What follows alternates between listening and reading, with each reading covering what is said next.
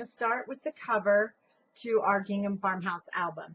So you want to go ahead and grab your adhesive. I'll be using the score tape sheets that are 8.5 by 11 that are available at countrycraftcreations.com. And I will be using my 1/4 inch score tape for my spacing. And also I use my art glue for some of the outside. And the minute I touch, there it is, my score tape, it disappears. Then you just want your usual tools, your bone folders, your whatever you like to use. And we're going to prepare the cardstock, or chipboard first. If you're using the chipboard, the cardstock sheets, they're really easy. And I just lay my chipboard down. And yes, some might say, isn't that a little much? And it just depends on how you look at it. It takes a lot less work to prepare your chipboard with your adhesive, and I like that. And it also cuts down on my use of the roll. And I like how my covers are always nice and flat on the cardstock. There's no buckling, there's nothing. It's just laying nice and flat. So kind of like personal choice. If you don't want to use that much adhesive on your chipboards, that's okay too. Now on this side, this I'm going to just put back on this piece. And then I will just piece it from here. And I'm going to keep all these covers. I won't need them all, but I do put the extras back so I can reuse it. Now when you're using your score tape sheets, don't let that sticky side touch your surface. It will not come up. It will be a bear to get up. So please, everybody has a favorite way of doing their covers. So you definitely do it your way. If you are new and this is one of your first tutorials, then maybe some of the ideas will make it easier for you. But totally everybody picks up their own style and what works best and what they like. For me, I like this. It's just, voila, we're done. Now, this, actually we don't need them both. This will go back down because it'll have plenty of uses.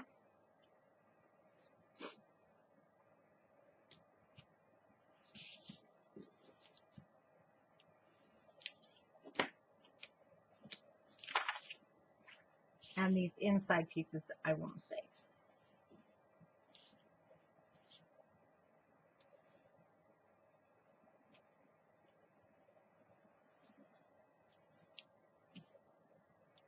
If you have arthritis in your hands or maybe your knuckles hurt, trust me, this saves. It really saves a lot of wear and tear on your hands.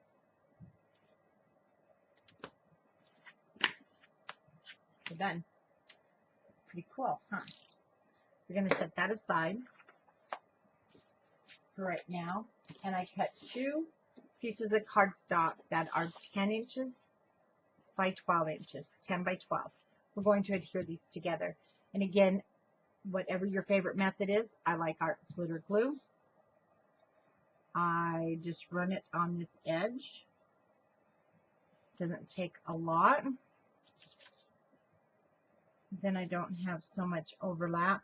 Again, that's personal preference. I don't like a lot of overlap.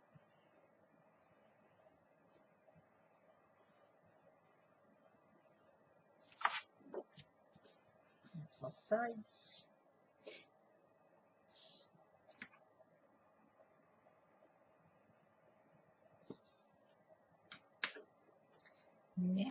Now we want to start by laying out our pieces somewhat.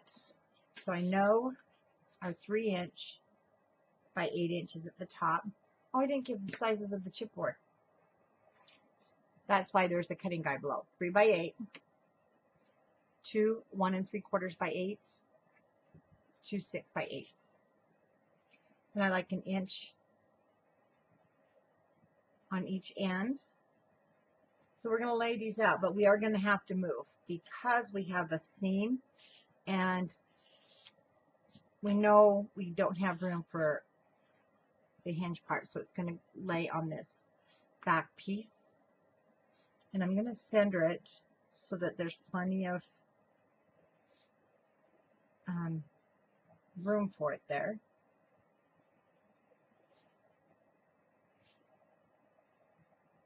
So you have a 6x8, 1 3/4 by 8, 6x8, 1 3/4 by 8, and 3x8. Now I'm going to use my ruler. So I like an inch at the top and an inch at the bottom. We're going to start with this first 6x8 inch piece. So if you're using a wet adhesive, you can go ahead and get that on your chipboard.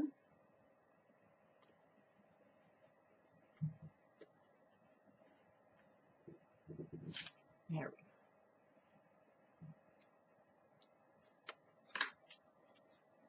go. Again, when you're using the sheets, keep control of this because once it goes down, it's down.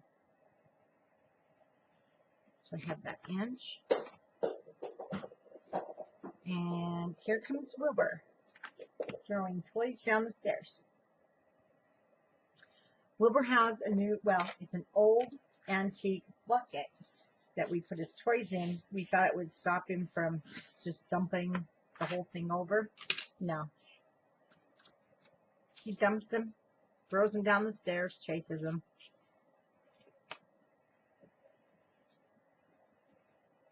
I would like 1 hour in that puppy's head, just 1 hour, to be in that beagle's head to see what he thinks of life, because he's always so happy, which I'm really glad.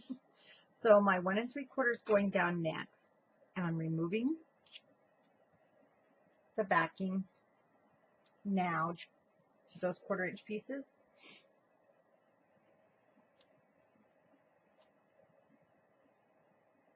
I've always used the 1/4 inch after lots of mini albums.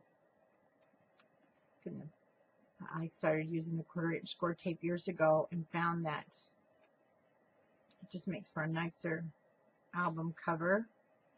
No fear of cardstock chipping or cracking.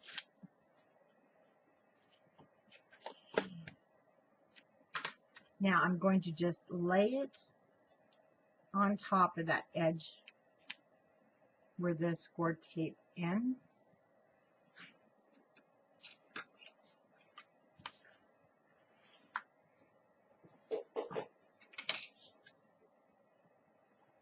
And again, a 1/4 inch.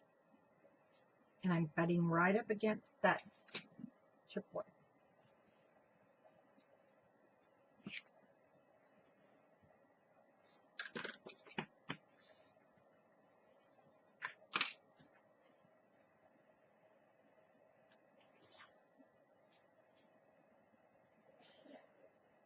And this is a sticky one.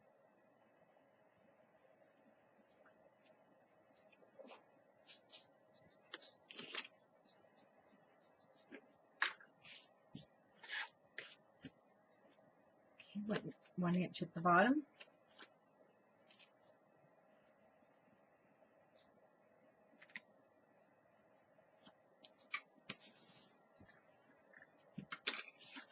Then I'm going to cut off. You can put this in your cutter and just cut it down to 1 inch, or just use a straight edge scissors.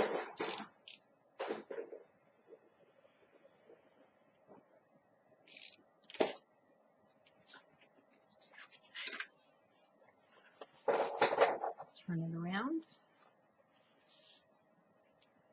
So now we're kind of backwards. The next one to go down is going to be another 1 3/4 inch spine.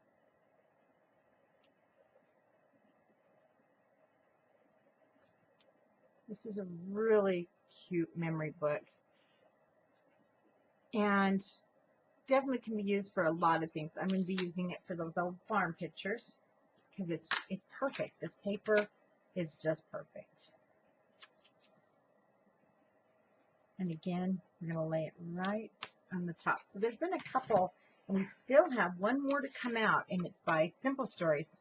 It's also Spring Farmhouse, the same as Prima. So this has been the spring of Farmhouse papers, and it's okay with me. They've been really beautiful because, to be honest with you, most of us have ancestors that grew up either on, near farms, provided for farms, different things that these old pictures will definitely go well with. And everyone jumped on that bandwagon, even me, decorating our homes like the French country farm homes. So just kind of great for the season this year.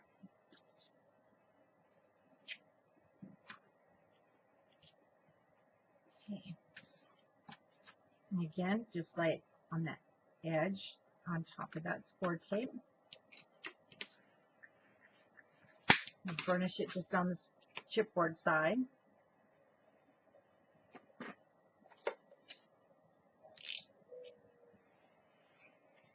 And remove enough so we take it down to 1 inch.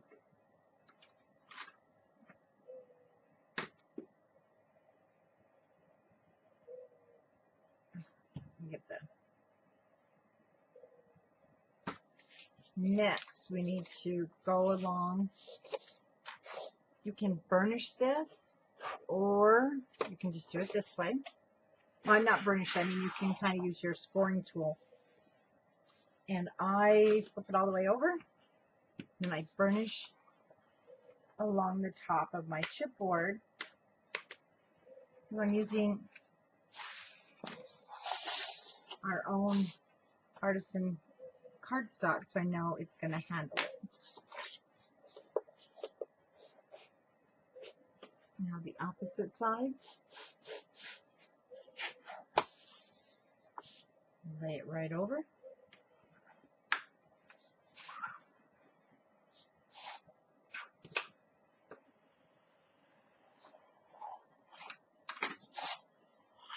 And now the short sides.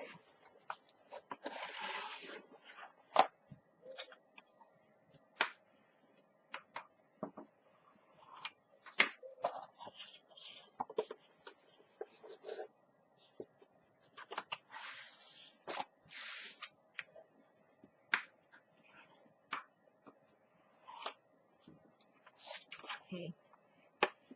Now you've created some squares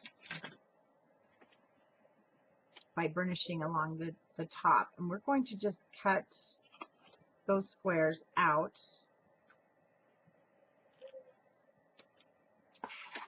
I take it right up to the chipboard.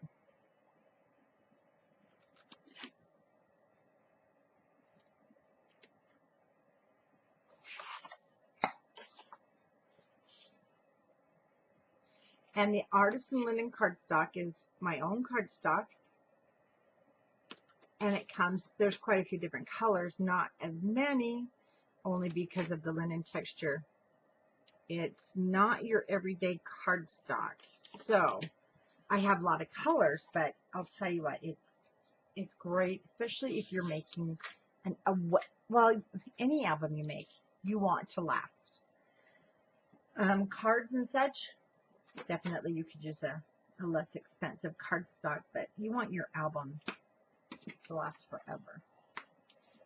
And now I folded the short end. This is our long, this is our short. Now I'm going to use my chipboard as my stopper, because you can't go any further than that. When you can't go any further, you won't cut it too short. Turn it over and repeat. And now I'm going to fold this up against me. You can't see that part, but I'm going to fold now. It's over carefully because I don't want to cause any issues with my cardstock, and repeat.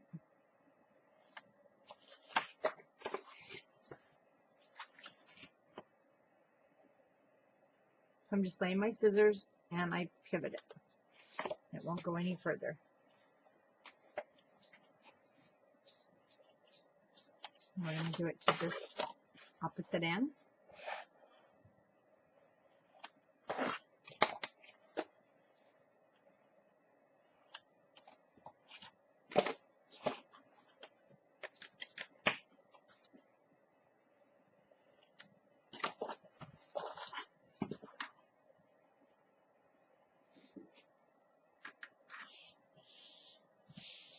Okay, now on here, I'm going to use my score tape, top, bottom.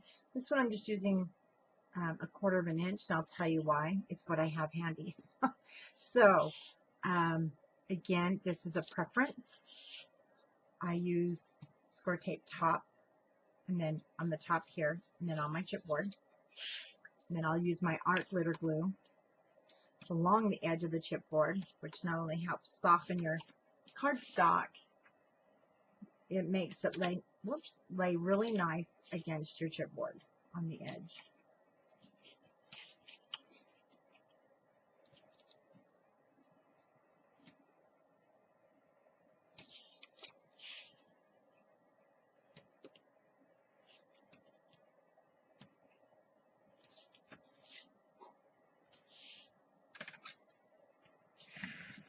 Quick burnish down.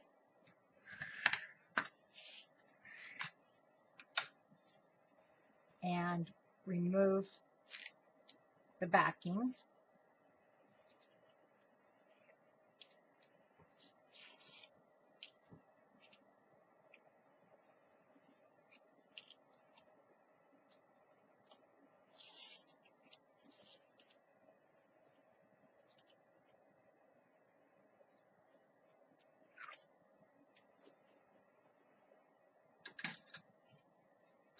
Now the glue. And you can use any glue. Art glitter is my personal favorite. I'm going along this edge right up next to my chipboard. Using your fingers, or you can use a bone folder. I just smush the glue. You'll see it coming up on the edge of your chipboard. And then right there where we connected our chipboard, I'm going to just bend this right over. One thing I want to show you, so with the artisan cardstock, it's in layers. Sometimes you'll have a layer pop up because it's linen, and the layers go many different directions. You can add just a touch of your art glue like so, or you can clip it and sand it. I've shown that in other videos, but your art glue will just lay that right back down.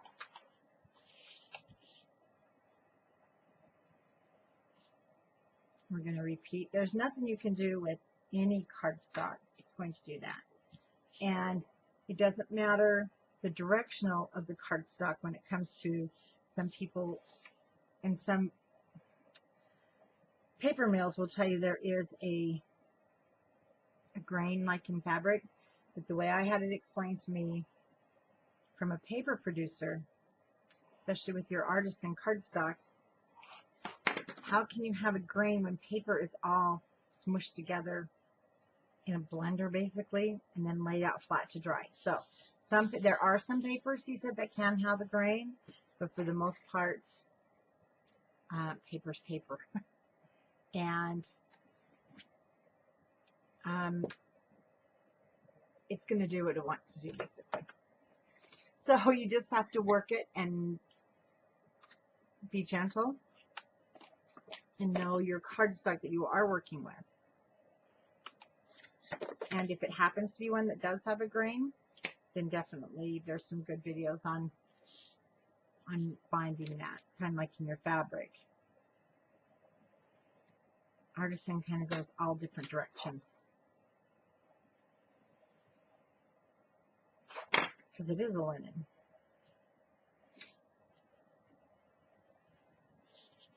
And then so you have that nice smooth edge.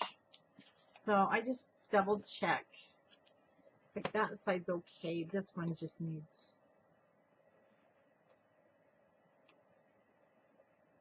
a little more trimming. No tools, nothing required, and this way I don't ever have to worry about holes, you know, on the top of my chipboard and cardstock where it doesn't meet, because they're going to always meet because of this overlap. I mean, always. You have those perfect corners. I call it the fuss-free method. Because if it's not fuss-free and fun, you're not going to want to do it.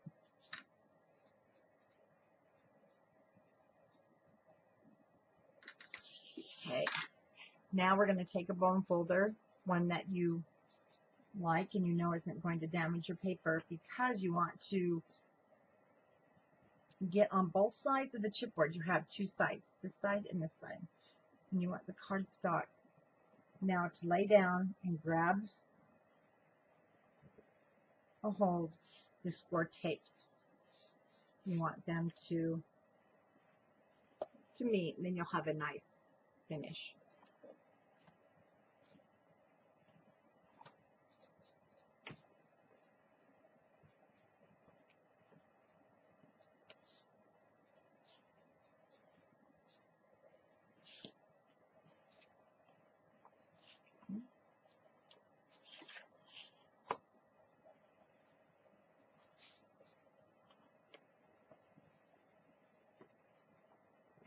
I like the Fiskars for this because it has that flat bottom. So it's kind of beveled, and then it just lays in there without damaging. Don't worry about it poking through. This one is fabulous, but it is a little sharp. Wilbur, no. He looked at me as he was going to take an album off the shelf.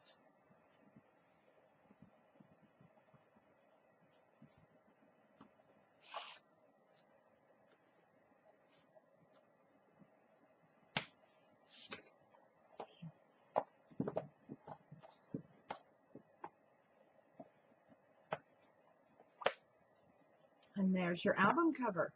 We have to put the inside lining on, and I prefer to always use the same cardstock that I wrap with, because I know it's not going to crack or chip. So we're going to lay this down.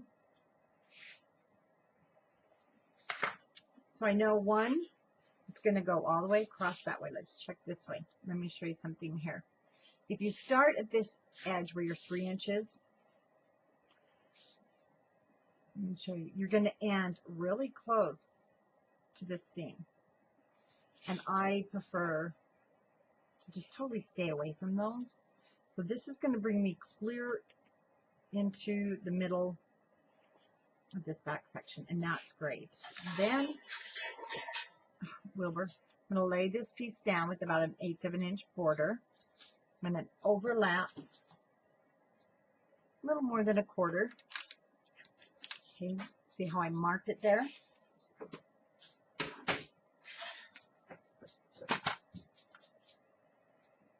And then I'll just cut that off at my mark.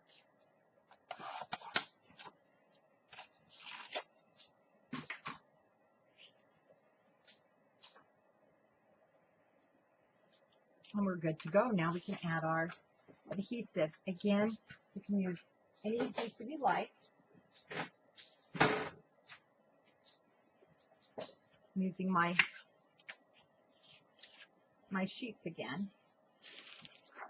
So I'm using 2 for the inside and 2 for the outside. And then I'll do some piecing. So I'm just going to lay my fingers back here.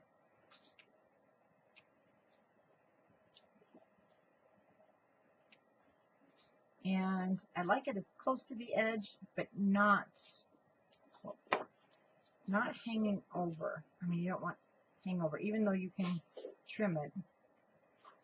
Oh, these are 7 7/8 by 12. Get with my measurements here. 7 7/8 for the inside. This one's by 12. And this one was the one we measured. But it came out to be, so we have 7 7/8 by 12 and 7 7/8 by 8.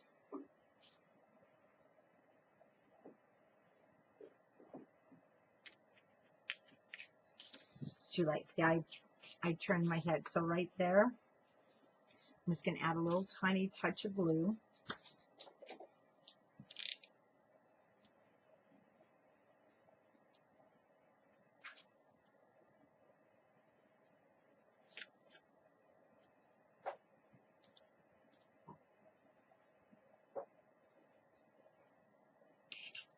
Cover. No, no. I don't want to cut.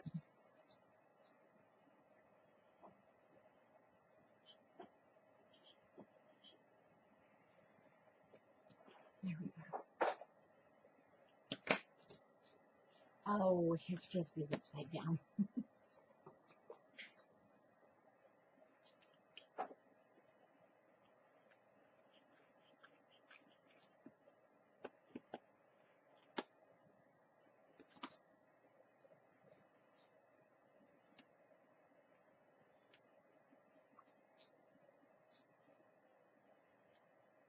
I'll just make sure we bend that over as we're laying it down. And we have,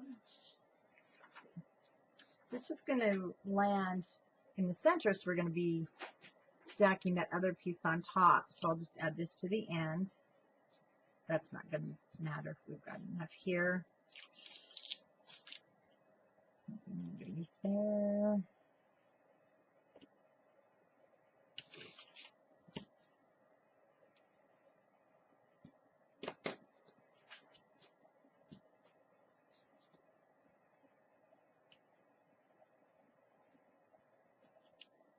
Score tape picked up something. I made a bump there. And there it is. Like a piece of, yep. Something else I was working on. That's what it was.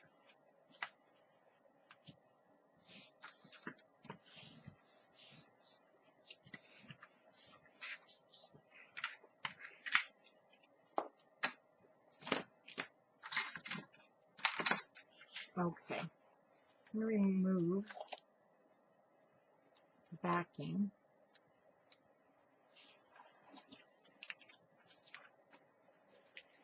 And on this one, I didn't do such a great job. Oh, well, it's pretty good.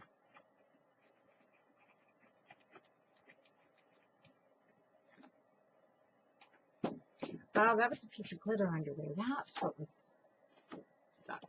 So we'll just go through and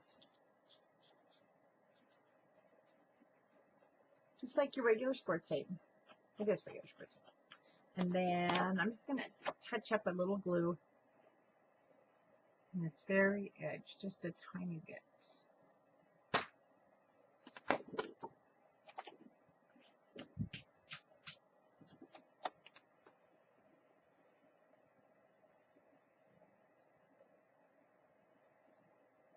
So I'm looking for about 1/8 of an inch border, but it'll be 1/8 here and not quite. It'll just barely sit on the inside.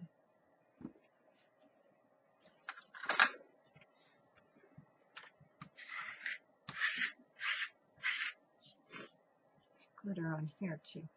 No glitter. Wrap up my dry diaper wipe. There we go. You have to burn down the house to get rid of your glitter. Now the 8x8 piece.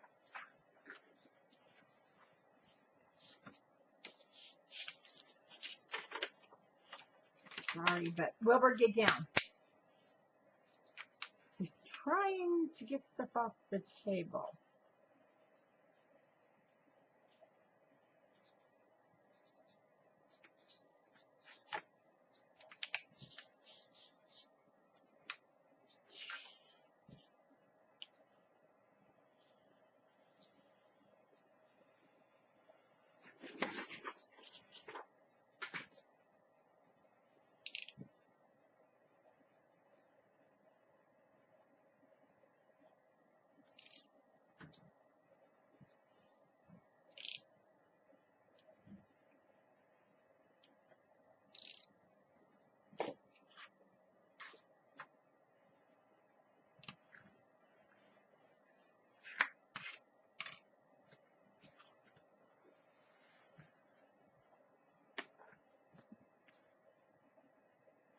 See, I'll have to just fix that on the edges a little bit.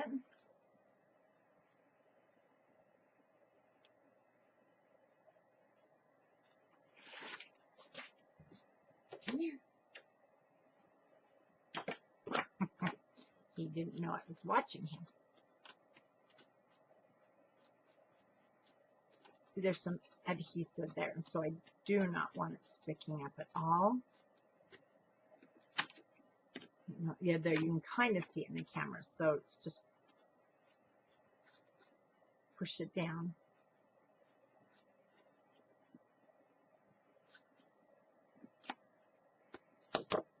Okay, now check your orientation, making sure it's going down the correct way. Should overlap just barely 1/4 of an inch on mine.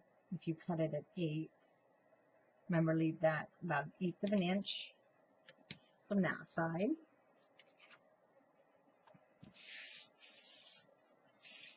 And I'm just covering my spatula in the dry diaper wipe to keep the glitter off of my foot, because it's obviously stuck to my, it was a white clear glitter, so I'm not seeing it. Okay, now let's go ahead and, there we go, do up our folds basically the same way. I'm going to go on both sides of that chipboard. Then I'll grab the score tape and you'll have a nice area. Now you're not going to force that down. You don't want to force that down right now.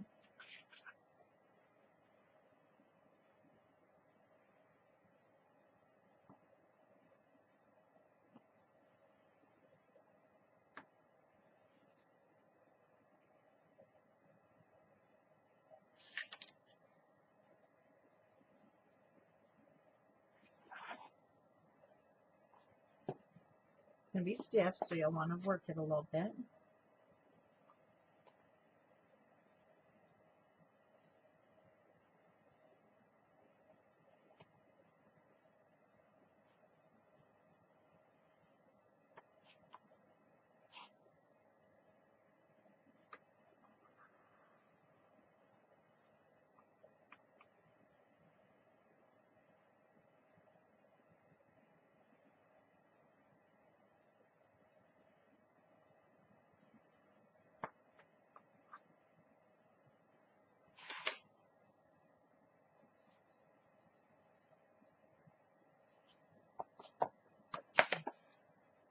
Now, just folding back and forth like so. Loosen it up. Don't go any further than the album wants to go. Okay, so I have my flap over on this side. And this is where we're going to add the magnets. And you will want to add the 2 large magnets, top and bottom.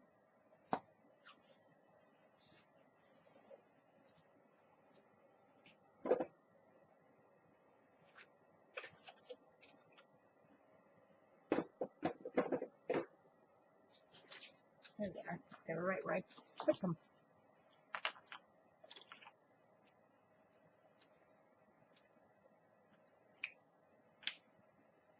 So I have positive and a negative.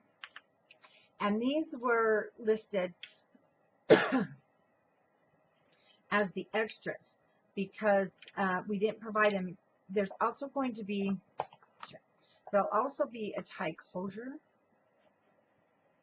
And you can use it, oh wait, no, forget, back up, cut off what I said. These are in the kit. Sorry, that was the other project we were working on. And we were going to do the tie. We decided against it, sorry. So you do have the two positive, 2 negatives in your kit.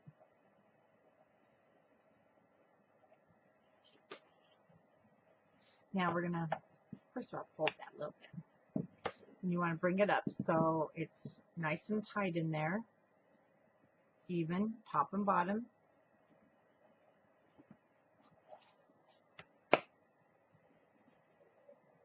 And there you go. Now, that's going to be enough to hold it. If you don't feel it is, you definitely can add a third if you have the large at home. But there's also going to be that really cute tie that comes around the front. So we're going to add that now because we don't want to goof and then not have it there.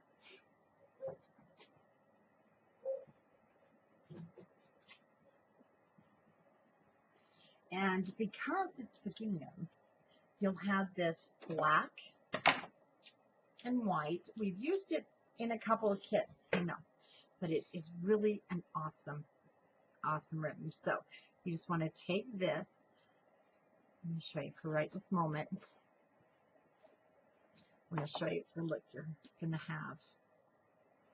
And it pretty much would hold this close, not super tight if you didn't want to use your magnet.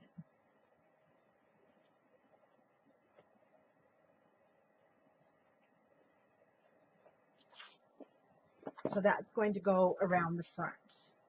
And we do want to put this down first.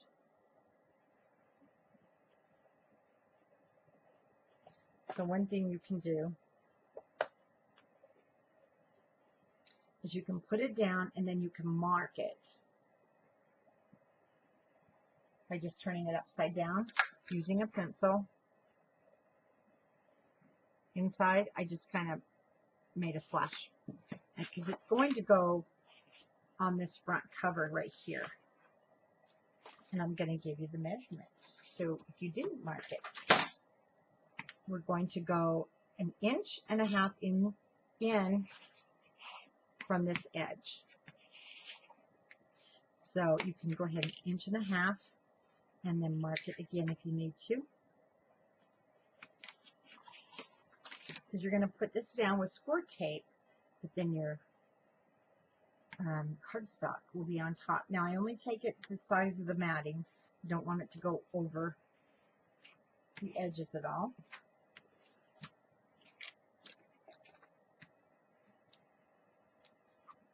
Remove the backing.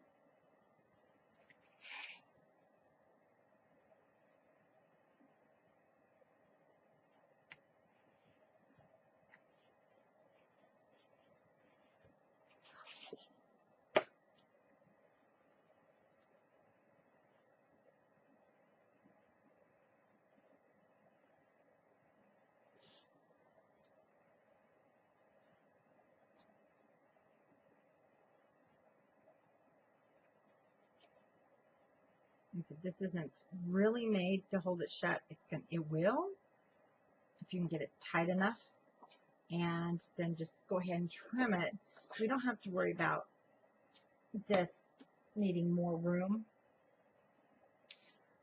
because this part doesn't get bigger, if that makes sense. It's not like what we're using for our closure. Okay, but now see, you can't open it.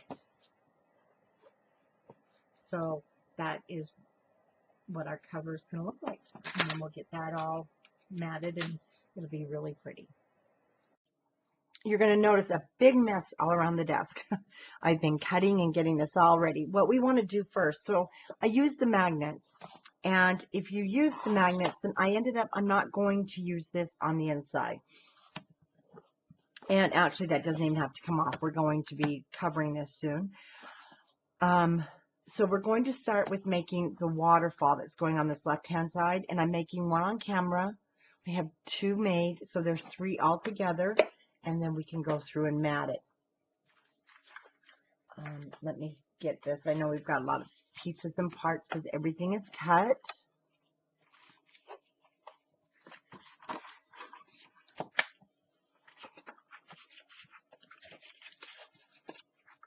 Set aside. Okay, now this is how it's going to look, and I will be using a magnet in each, so there's 3 large magnets. And then you'll have these two flaps at the bottom.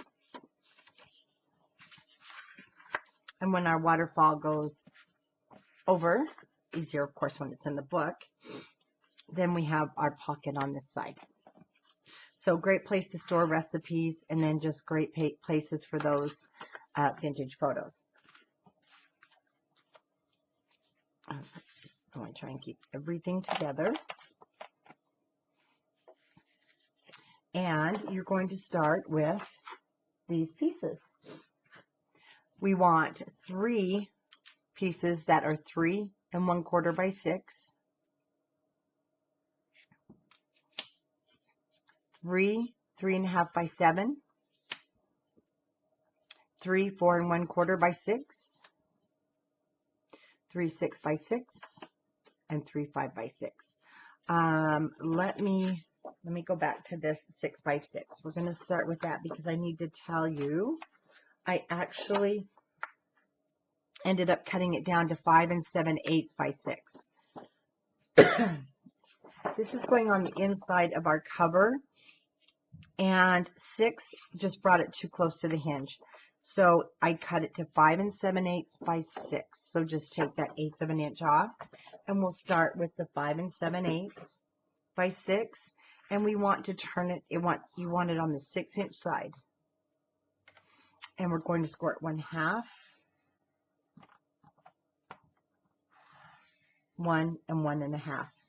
The reason for that is this is a pretty heavy pocket, and I just doubled our hinge like I did in the original when I did my, I did it years and years ago. It's up there with one of the Graphic 45 papers, and I used the hingeless method, and that's what makes it a lot stronger. So that is also, that's this whole base page. And then the next one that we're going to attach to the front is going to be your 5-inch piece. So that one is your 5 by 6, and again, you will need to cut it down to 5 7/8. And I'll do that with you since I didn't get them all cut down. So I'm just going to take 1/8 of an inch off. I'll probably have to do that with every one of them, which is just fine. So now it's 5 7/8 by 6. No, 5 7/8 by 5. Sorry. And on the 5-inch side, we're going to score it 1/2 inch.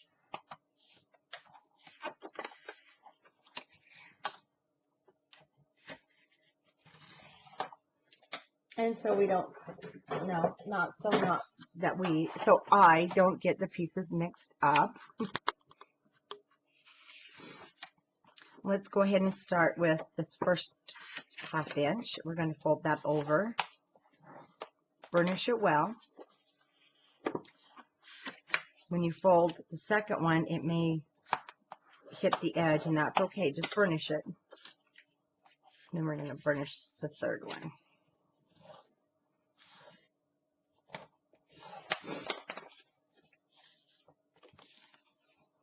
Now we're going to add the adhesive to the first half. Oh, that's the wrong glue bottle.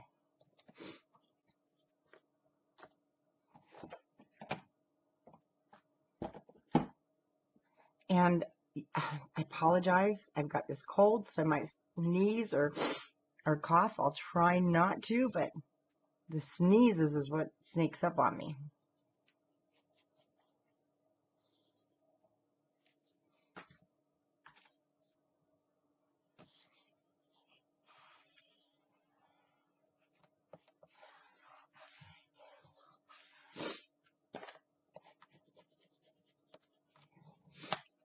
Okay, then we'll just burnish that again.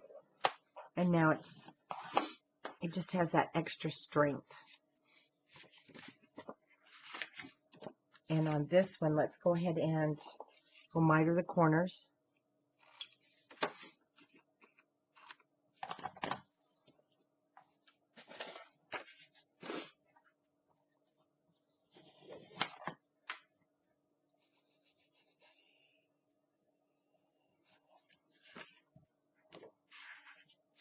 Hinge at the top, and hinge folded back, and we're just going to sit that on top.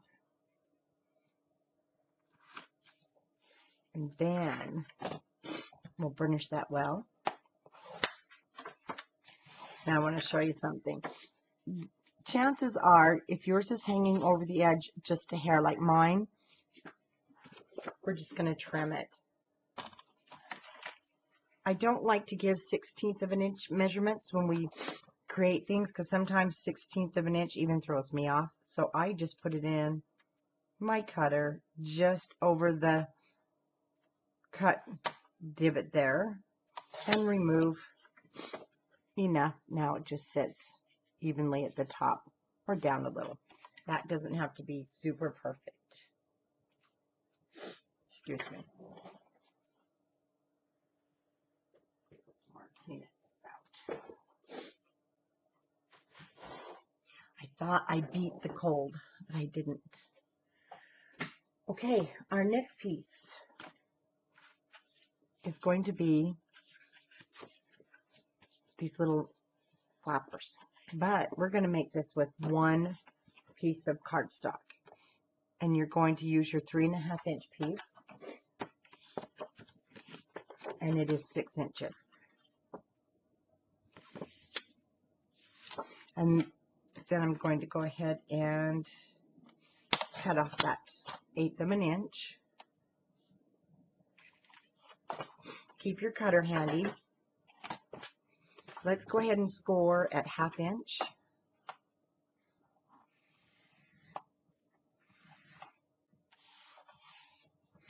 And I'm just going to turn it. The thing is, 6 inches would put us at 3. It's not quite 6 inches, so I'm going to just make a tick mark kind of in between my 3 7/8 and 3 inch. Or if you want to get your exact center, just put the 2 edges together and pinch at the top. Either way, making the tick mark just between the 2 7/8 and 3 inches is what you need. And we are going to now cut that. So put it in your cutter. And if you put it at 2 7/8 on my cutter, then I move it over. I have that that little 1/16 of an inch line, and I'm going to cut it all the way up to the score line. Now, sometimes I don't go up all that way, so just take your scissors, then you can clip it just to your score line. And then I rounded the corners.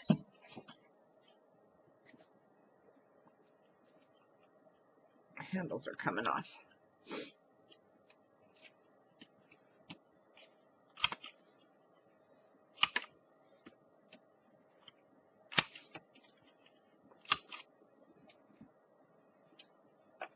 And let's go ahead and cut those corners. Hinge at the top, and now we're just going to burnish that well.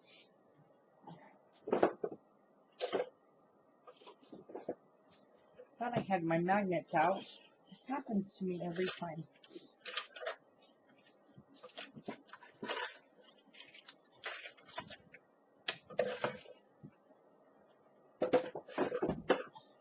They get buried.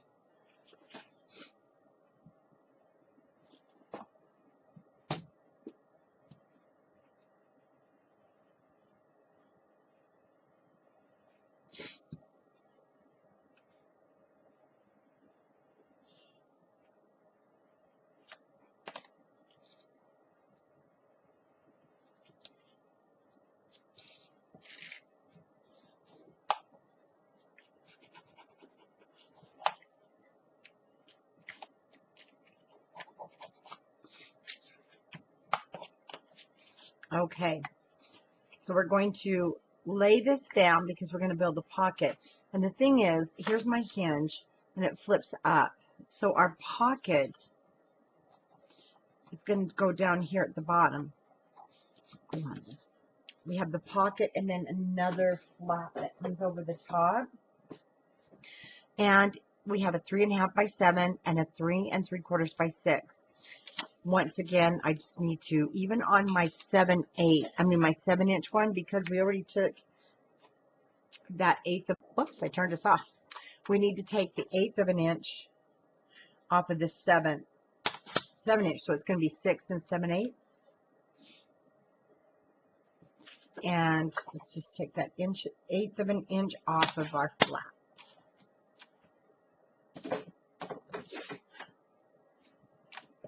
For this pocket, it's just your normal 1/2 inch scoring on 3 sides. So starting on the 6 7/8 of an inch side, turn it to your 3.5 inch. And again, so 2 short sides, 1 long side. And on our 3 3/4 of an inch side, score it 1/2.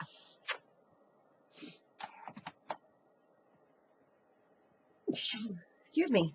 Took Sudafed. Hopefully that'll kick in here pretty soon. And I did round the corners on my flap.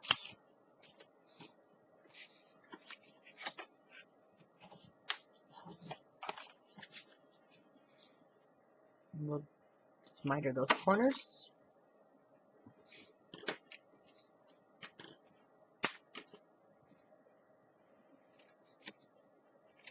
Cut those straight across, not cutting into my score line where it intersects there.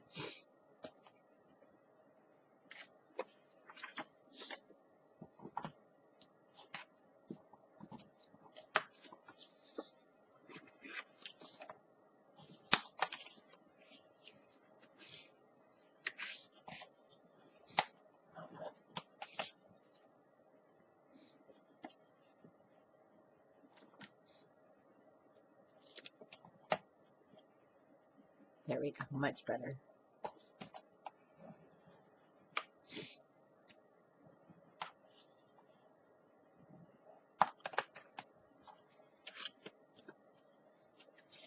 And your pocket's going to sit right down just a hair above that score line.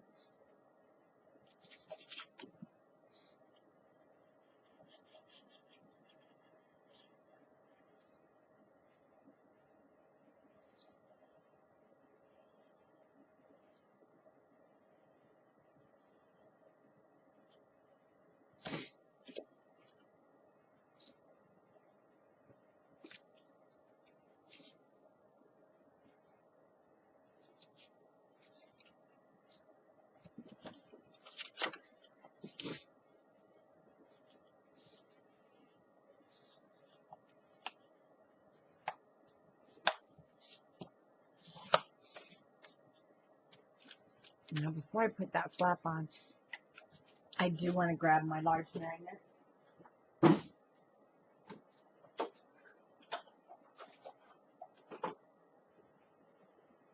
The minute I open these, they'll show up.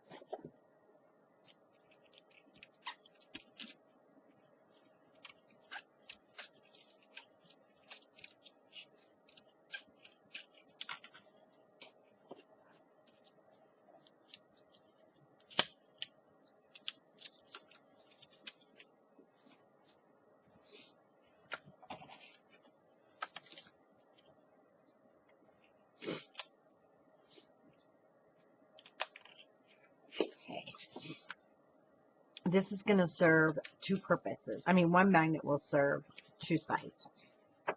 And I'll show you.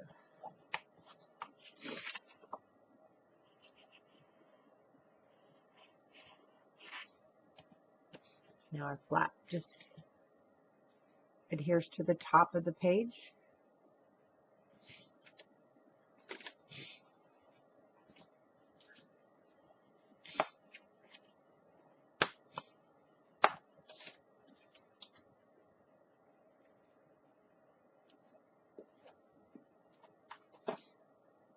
And I'm going to remove the backing, put it a good thumb's width down.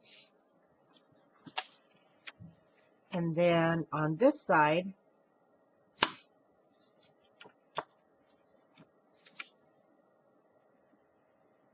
we'll just let them grab each other. on your flaps.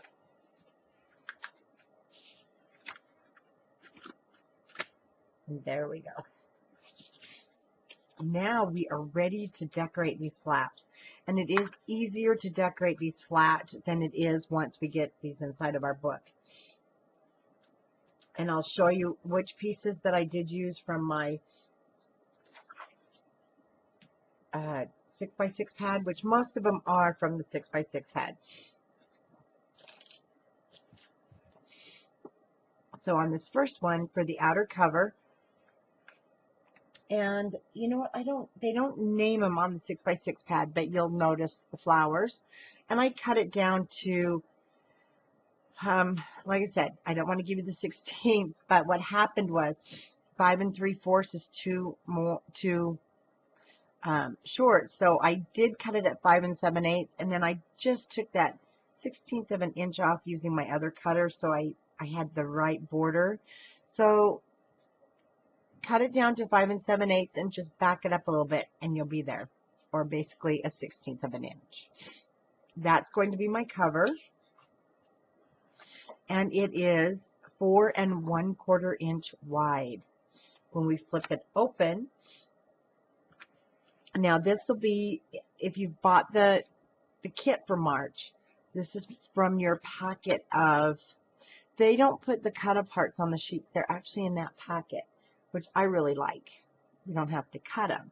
They're 3x4, and so it's going to go down, and then I have a piece of cardstock, so every one of these is the same on all three, and it is 2 3/4 by 4. So it's the same as the cut apart. Let's open this.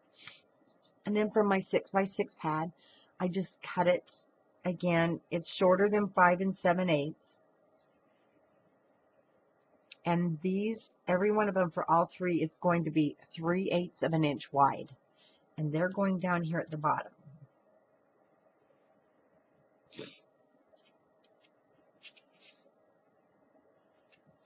And then on the inside here, let me move these guys.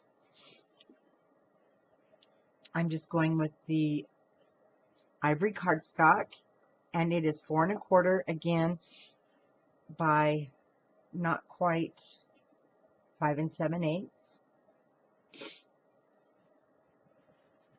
And we'll get these all put down.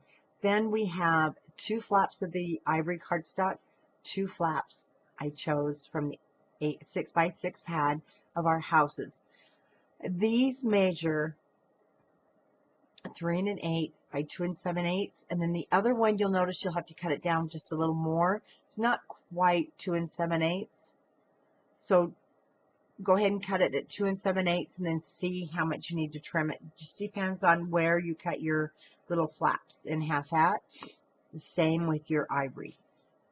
Now I'm going to put, oh actually I'm sorry, I'm putting the plaid on the inside.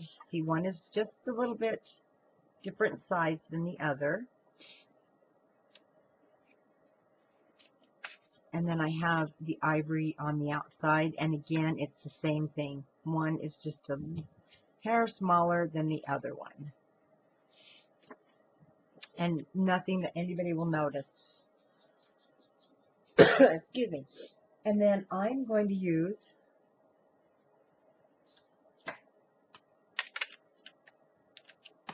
using the sepia ink,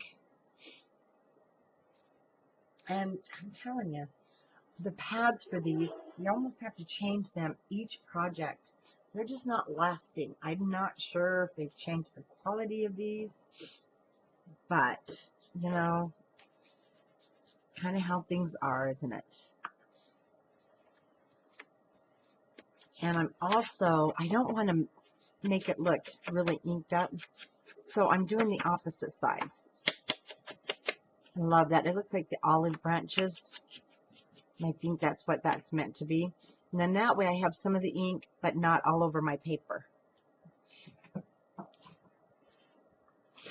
Oh, Wilbur starts throwing the balls, and I wish, then he makes me feel bad.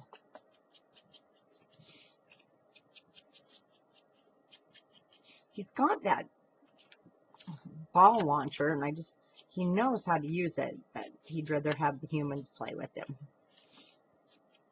I'm not inking these papers, just my solids. I just don't want them inked. I love that touch of green in there.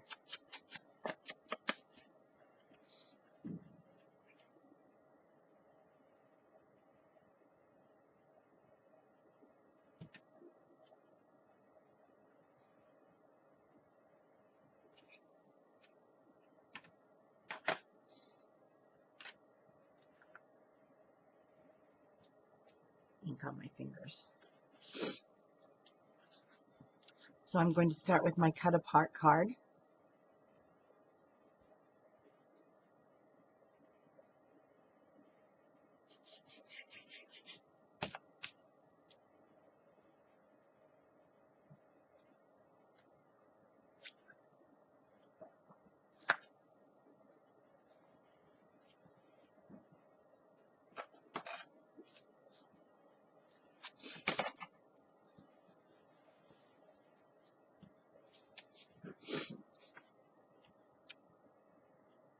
Okay, it looks like I did cut this down to not quite 2 5/8, but almost by 4. It's an even 4 to match the card. So it's just not quite the 2 3/4. I want to make sure those are the same, hopefully. Cute place for a picture. And then our 3/8 by 6 7/8 here at the bottom. Hit that just a hair off.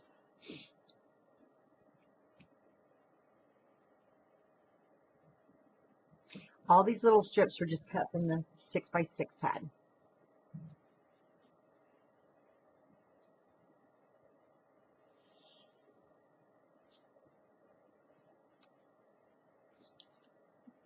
Let's go over it a little bit more.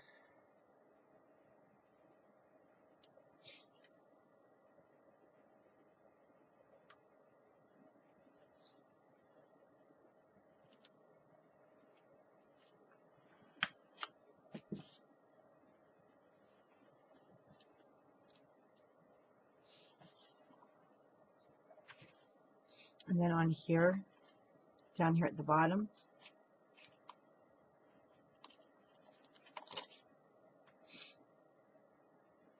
from your sticker sheet, and this is just for a date.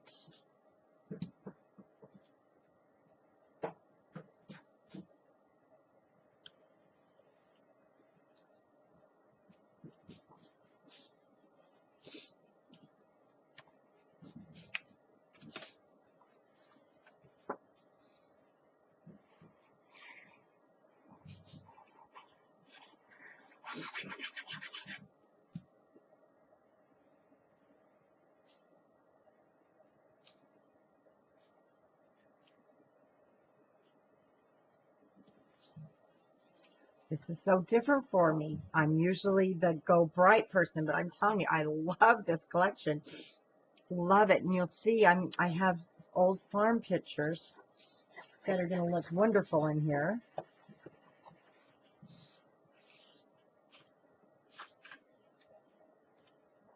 Oh, that's for the front. Okay, now we can go ahead and put our gingham down. I mean, he is really throwing that ball. Are you playing ball? He is throwing it. So these were the 3 1/8, and 2 7/8. But then one is, you have to trim it down just a hair more. You might, my flaps just, they're not even. There's nothing you can do about that. Unless you measure it down to the T.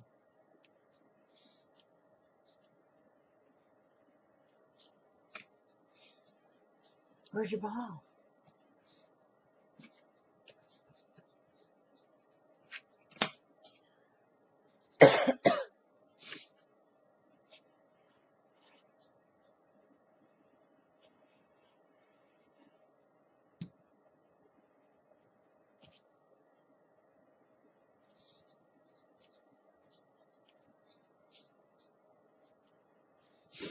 And the grays and the ivories just, I don't know, just really calming.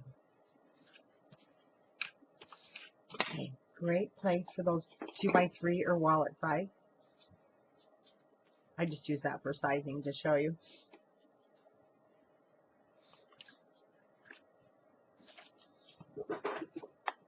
Hey, get out of the box, Wilbur.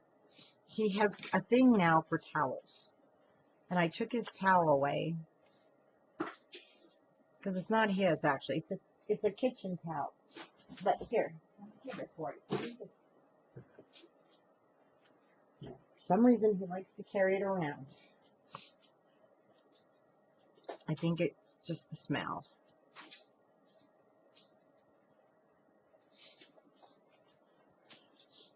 Okay, you've got to see this. Oh, maybe you can't see it. Wilbur, there he is. Wilbur, get out of the craft drawers. Did you see that, guys? That was Wilbur getting into the craft drawers. Oh, and he wanted the other towel as well.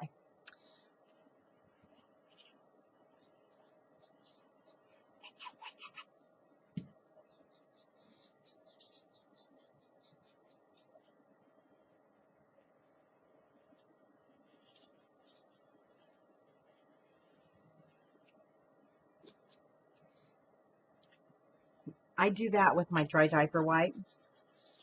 When I use white or ivory, I just don't want any ink.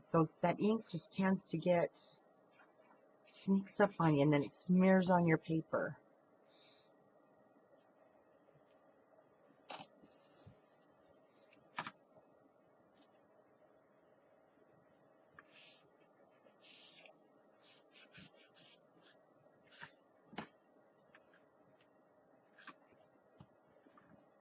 Okay, let's put the cover on.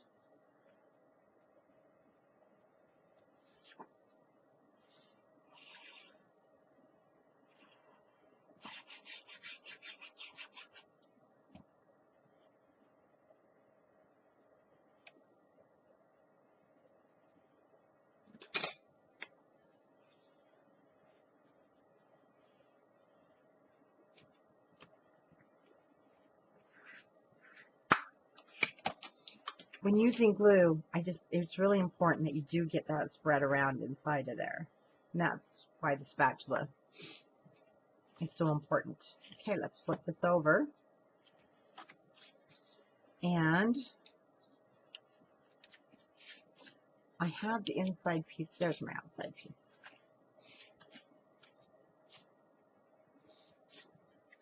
So my outside piece and the inside, which is going to be out of ivory, are both the same sizes. Again, I trimmed them down just a little hair, about a 1/16 of an inch over 5 3/4. Like I said, it's just, you put it at 5 7/8 and just back it up a hair, and you should have the perfect size. And then it is 3 3/8, and that's for both of these. Then our pocket piece, and this is going to be cut out of your 12 by 12, and it is 2 7/8, again by the same size. And if you want, I could give you the 16th, but like I said, a lot of people don't work in 16ths. And this is 1 1/2. So everything's going to be cut the same length on our main pages. 5 7/8, and then just back it up a hair and you'll get your size.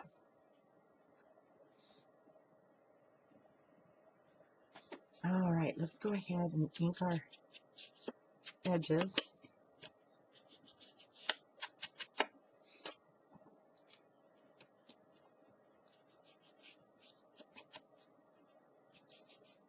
I love this 12 by 12. It has a really nice heavy cotton feel. Now this piece was from the 6 by 6 paper pad. Because you'll notice in your 6 by 6, that's why we're using it, why it was in the Craftology box, is a lot of the designs were not on the 12 by 12, and there's some really cute ones. Okay, let's put our outside one on first. Sorry, hold on 1 second. Sorry.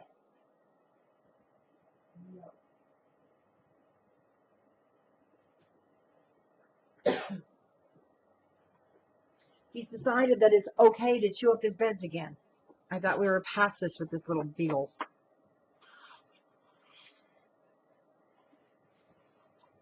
When spring gets here or some dry weather, taking him to the dog park will be so much better, but it's basically underwater right now. It's flooded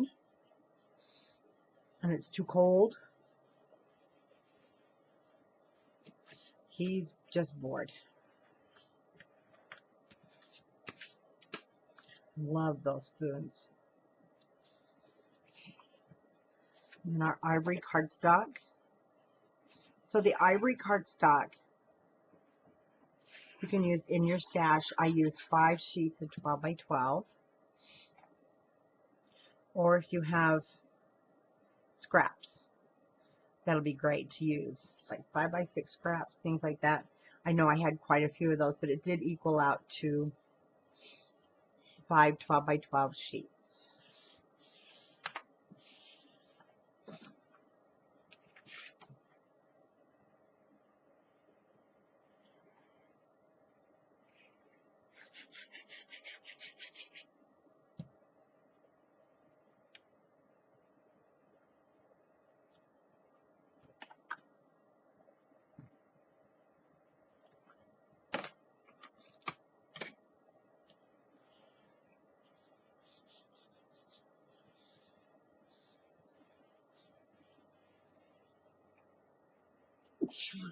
Excuse me.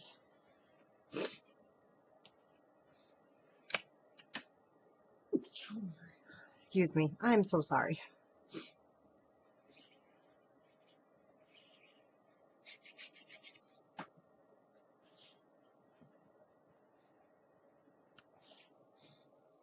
This goes all the way to the top.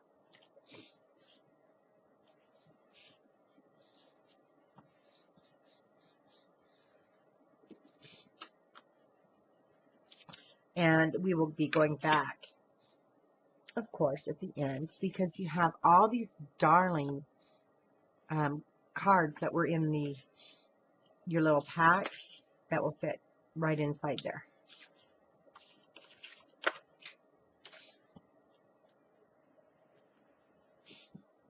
So there's our first one. When we flip this over, and let's move to number 2. Since I've already had it built,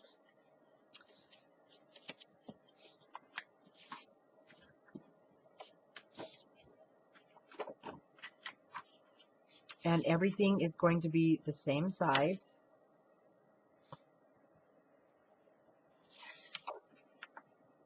Yeah, the 4 1/4 for your front.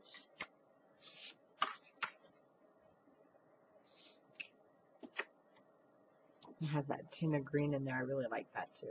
Such a hard decision.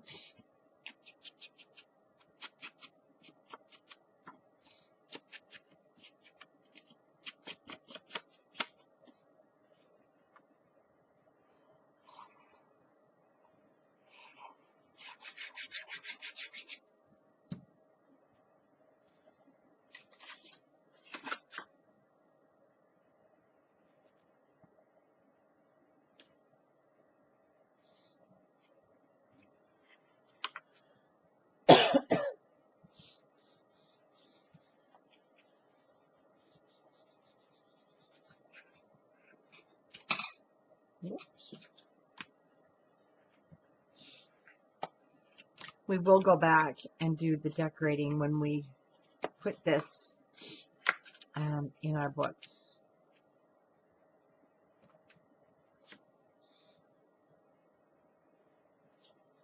Let's see. Move everything up there. Nope.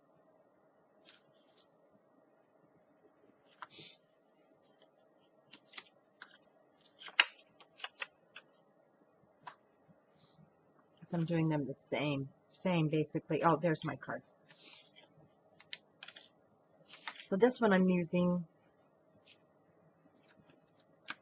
the alphabet and then our same card size. Now measure them. This one I ended up doing 2 5/8. I'm not sure why because the card is the same. Now this is the 1 3/8. Oh no, it's just 3/8. Sorry, it's going at the bottom.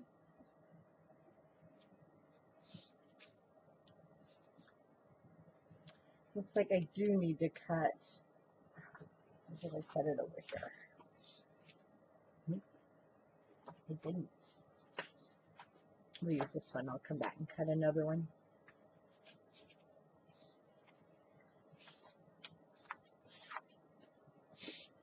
Same size, again, 4 1/4. Same white on the outside, but I have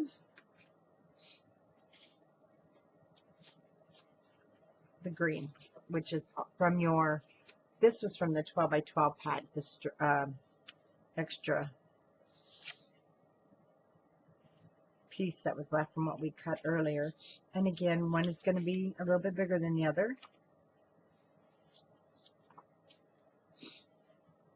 I'm go ahead and take all that. So remember, this one's from your 12 by 12.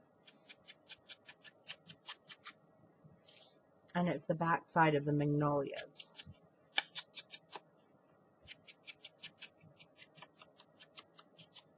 I won't ink that, but I will the back side of this one.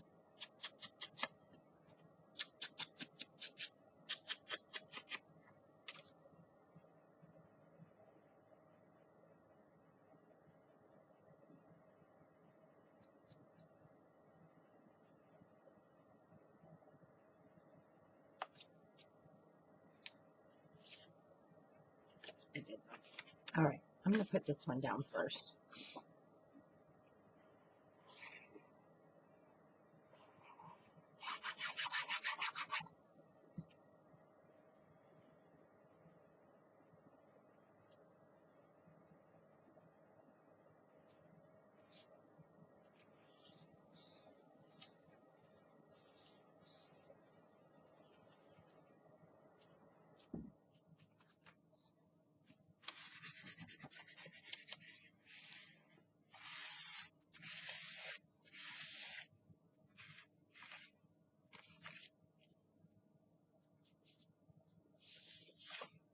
No, that one's got to go there. Let's see.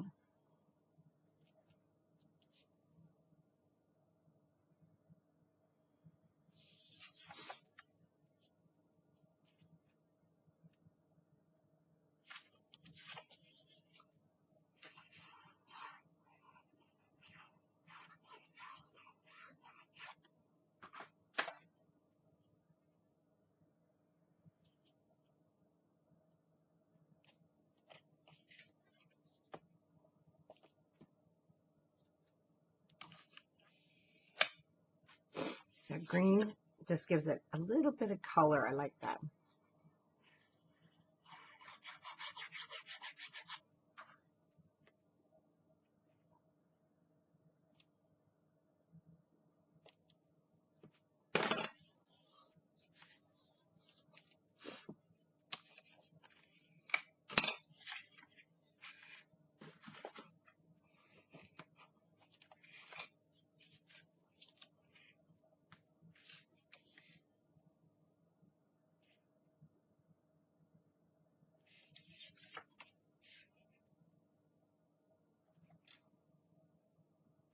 Yeah, I think that one's, I need to trim just a little bit more off of there.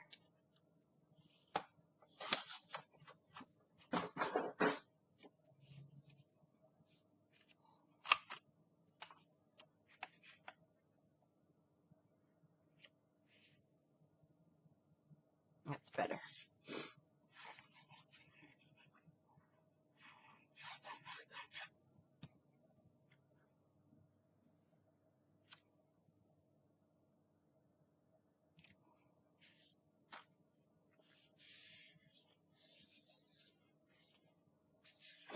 I know I'm being quiet. It's not like me. I just don't want to start talking too much and coughing because I know how irritating on camera that can be on your end. So if I'm being quiet, I'm just recuperating myself here so I don't cough up a storm. Because I know that's no fun for you to listen to. Now basically that is, it's going to fit just like right to that 1/2 inch mark almost where we scored it. I think about once a year, everybody in YouTube land ends up getting this cold. So you'll hear people doing tutorials under the same thing with the cold. Just can't get away from it this time of year. I thought I had, and I didn't.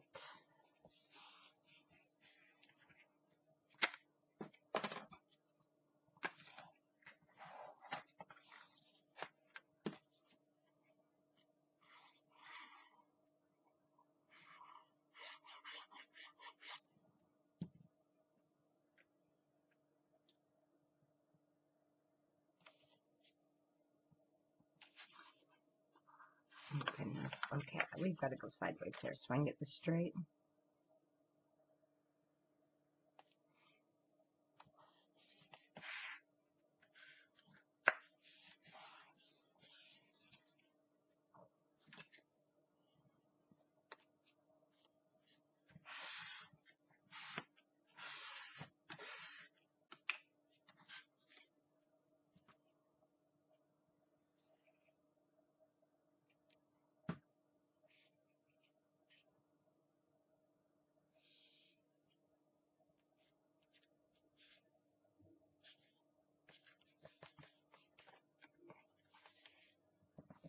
And then from our sticker sheet, I'm using the date, again, just for a great little journal spot.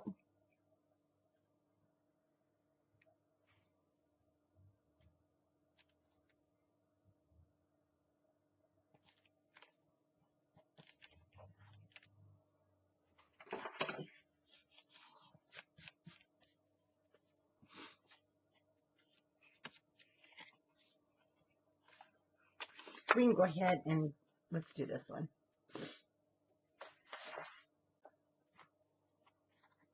Oh, maybe, I think,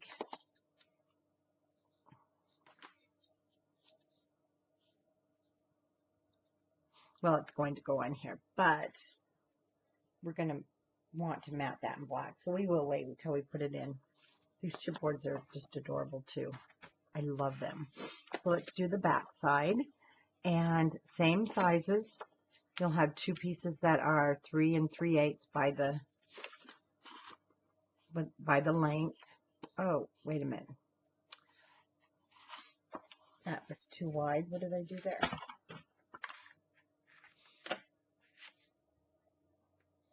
This should only be 3 1/8.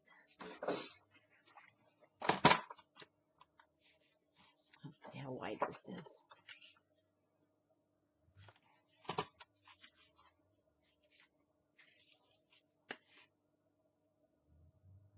Yes, 3 1/8.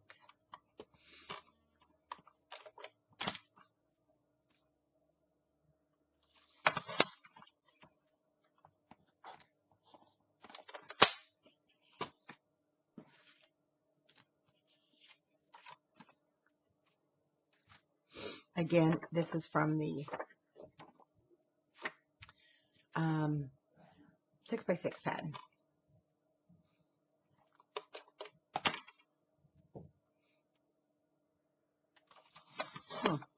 One's too wide. So the wording from the 6x6 pad, stripes on the outside,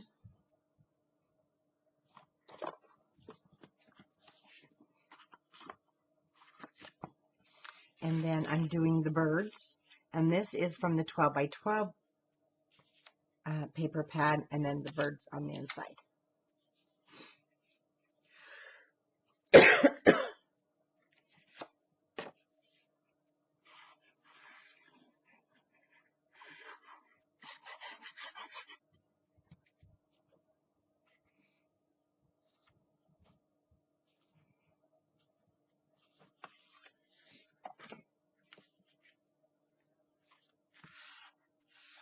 Is Wilbur in trouble?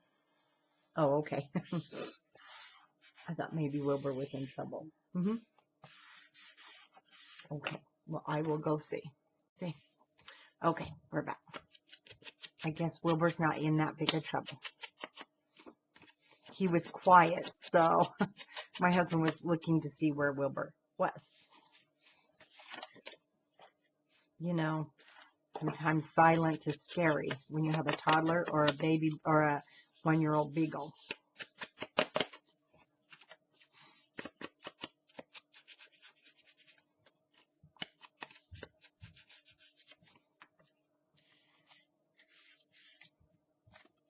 Now let's go ahead and put our stripes on the outside.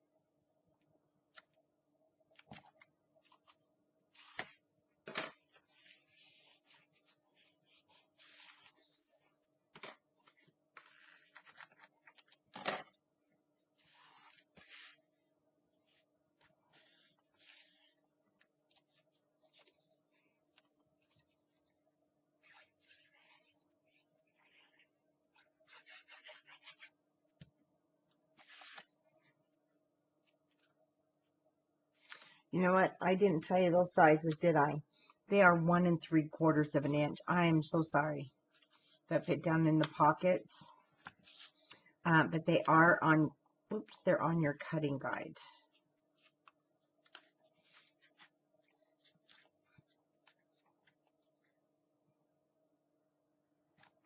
And everything is the same width.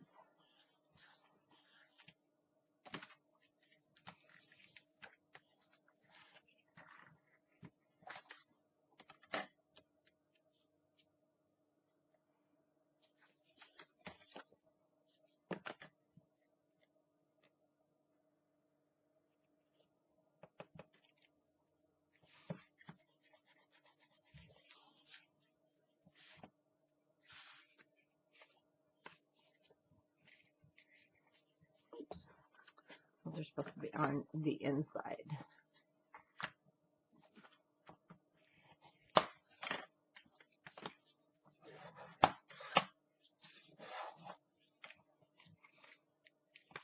Okay, let's do our third one. Let me just take care of this for a minute.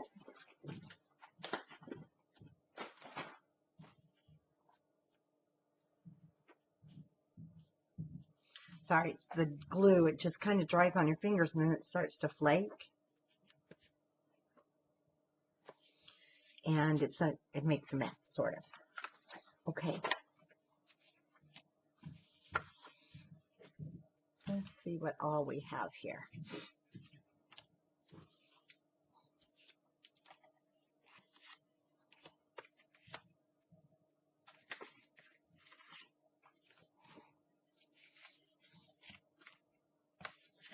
I'm beginning to think I cut a few extra pieces. I'm pretty sure that I did.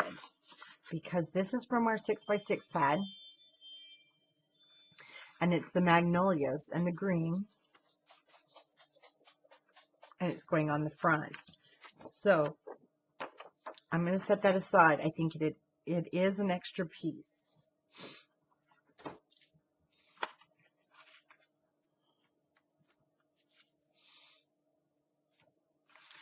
And I think that is just an extra piece of our, oh no, it's not. That is the extra piece. This is the one we're using.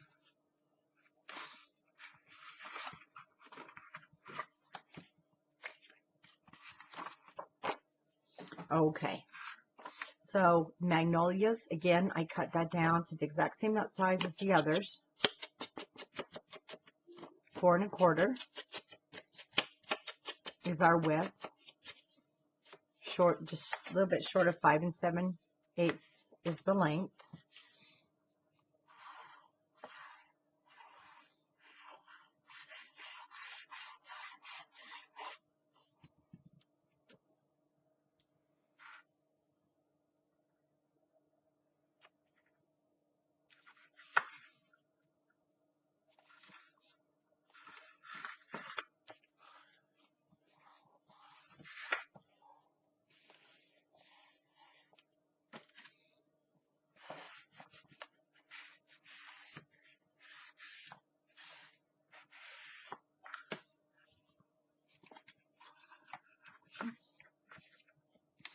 And I have Trade Supply, original manufactured, handcrafted quality. Isn't that awesome? Outer quality. And the same thing, we have that well, measure yours. 2 3/4 by 4. And sometimes it's just hard to get these exact same length.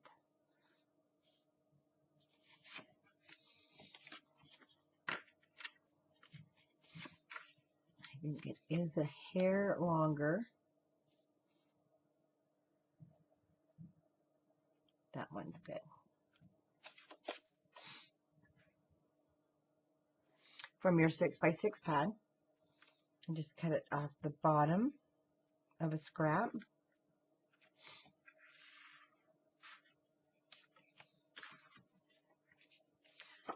This I do believe is, yeah, the one that I need to cut the 4 1/4 from my cardstock.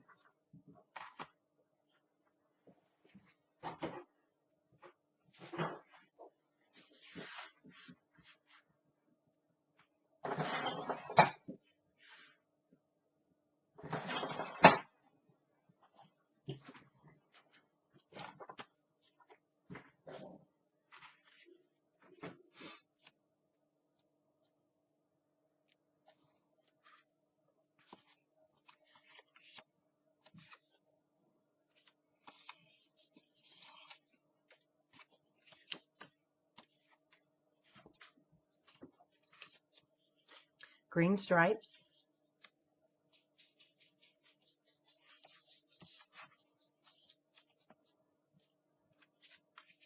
Love that. It looks like the old sheets or the old work shirts.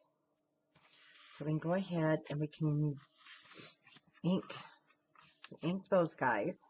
Go ahead and put these ones on that we're not going to ink unless you want to.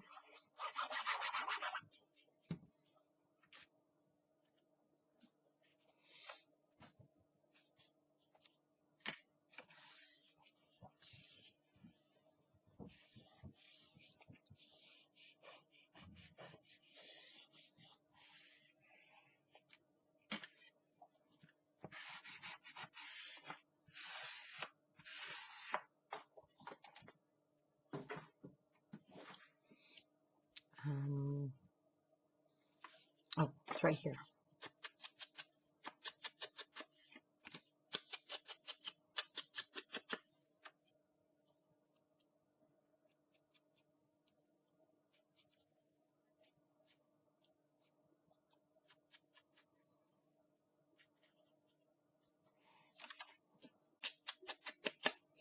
My sponge has gotten a little bit dried out, so I'm just going to do this side because I don't have that fresh ink on here and it's not smearing, which is nice.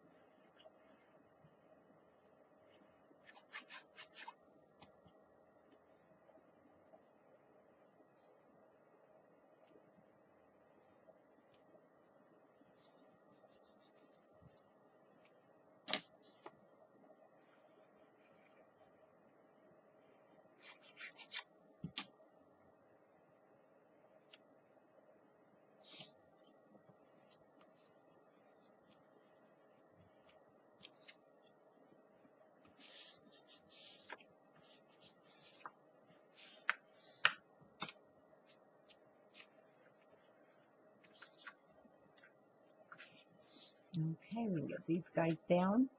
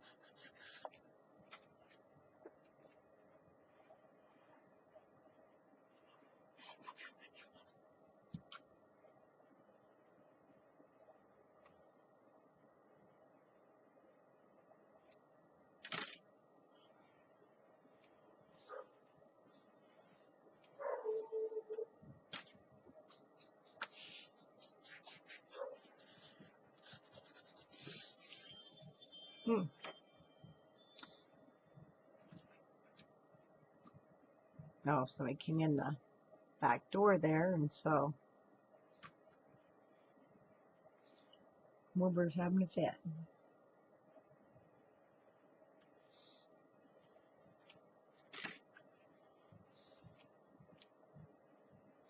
From your sticker sheets, I'm using the This Is Everything.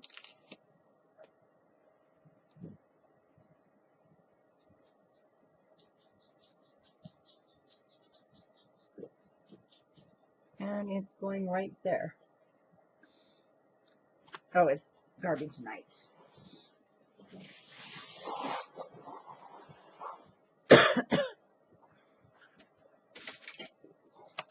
Not just subtle, but pretty. Now, for the back side, I cut extras. Well, that's okay.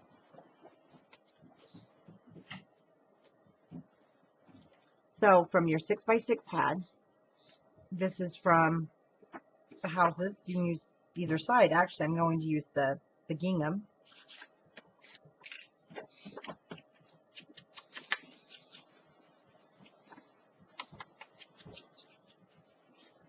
And for the pocket from your 6x6, I'm using the letters for the other side for our pocket.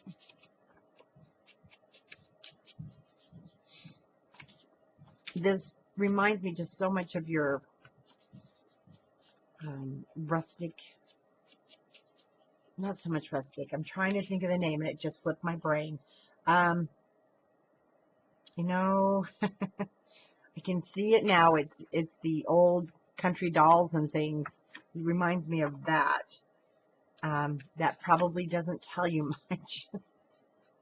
Very rustic old decorating when they just didn't have a lot of colors. And I know somebody's out there yelling exactly what it is.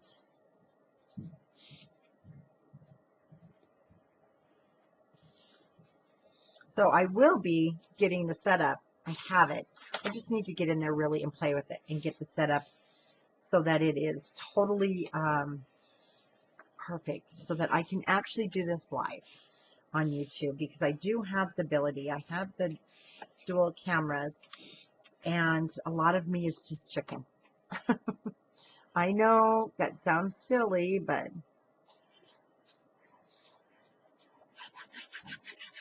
when I'm live, you just never know if the camera's going to go down or your internet and you lose all the people. But we're going to start trying it here soon.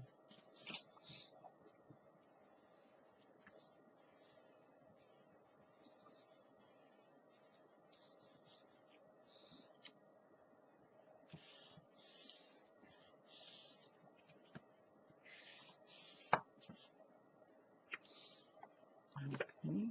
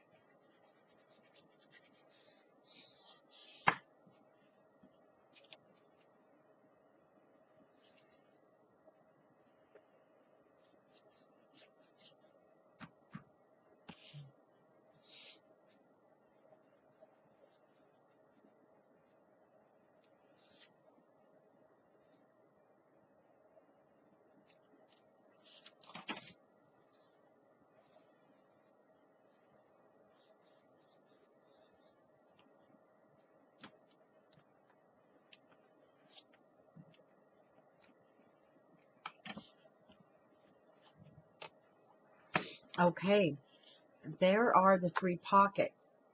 So let's grab the album. And I already mentioned about, I took this ribbon off because I'm just going to use the magnets. But I need to turn my album upside down. So that means my 3 inches is here. Because putting these on upside down is just so much easier for me. Now I want to show you, on your, you have 2 1/2 inch.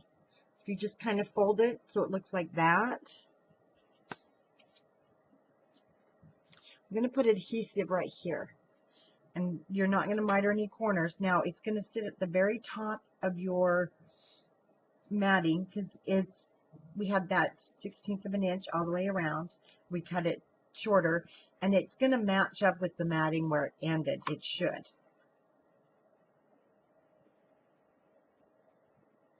So there's no need to use a back piece to keep it straight. You should be just fine using the edge of our inside matting. Basically, just keep your eye over here on the left side and set it just a hair away from your hinge. See, so it closes.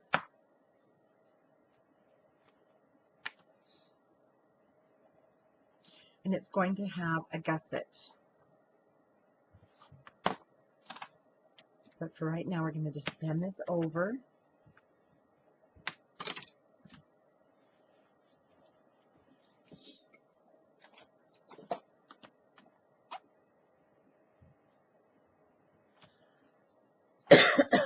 And we're going to re-score or re-burnish this on those edges. I like to keep it upside down when working on it. So my first one, because it's the most showy, is the magnolias. That's going to be the last one. And our plaid is going in the middle. So again, let's just go ahead before we put it down.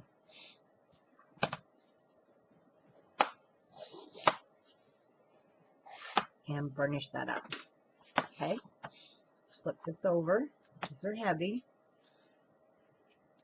Just fold that down and let's add the adhesive.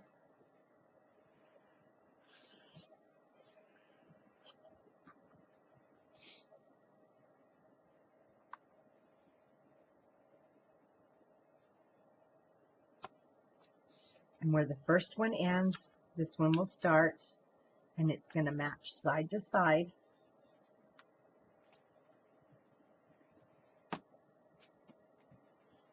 And it should be even.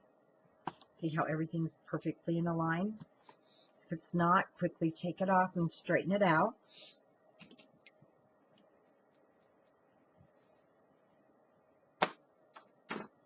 And the last one, let's do the exact same thing.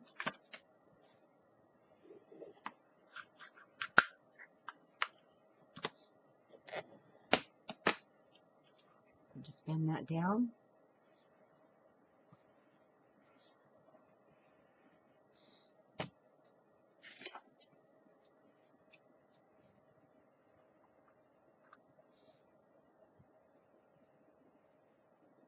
And they should be the exact same size and just line up right where one ends, the next one starts. Just put them up together.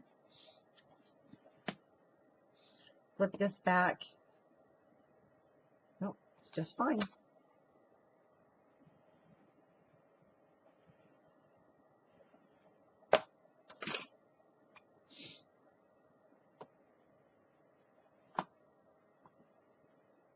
And then they will just sit on top of each other. Move this. My magnets are wanting to grab.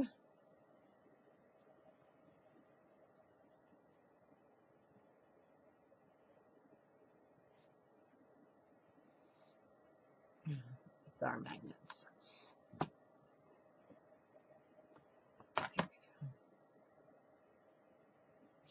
That magnet is kind of repelling the other one on mine, but we should be fine once we get our cards in there. That will help a little bit more. Boy, it wants to grab it.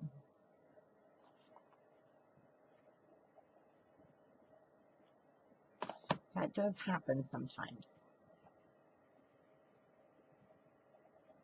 Okay, now we can go ahead and get our matting down, which is 5 7/8, and it's going to be 6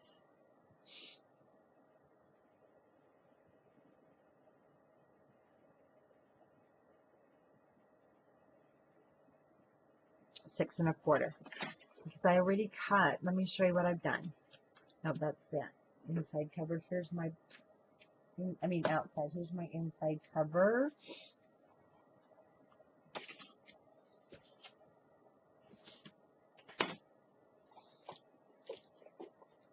And I have that matting all together.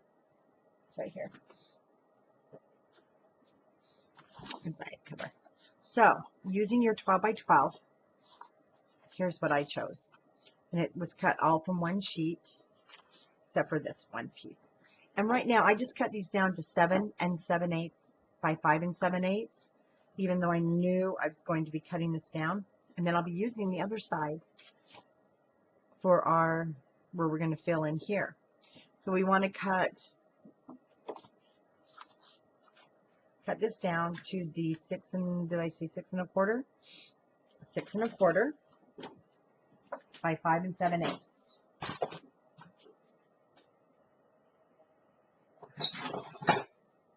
You will want that piece. We're going to cut it into 3/8 of an inch strips, and it's going to go on our waterfall. And I am using the white side. And it looks like I'm going to remove the score tape, just because it was showing at the bottom of mine. And I'll just remove it all. Could use undo, but I don't have undo. I don't use undo.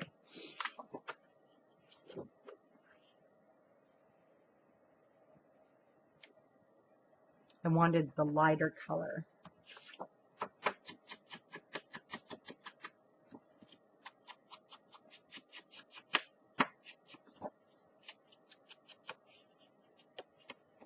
And then I'll use the reverse side on my hinges.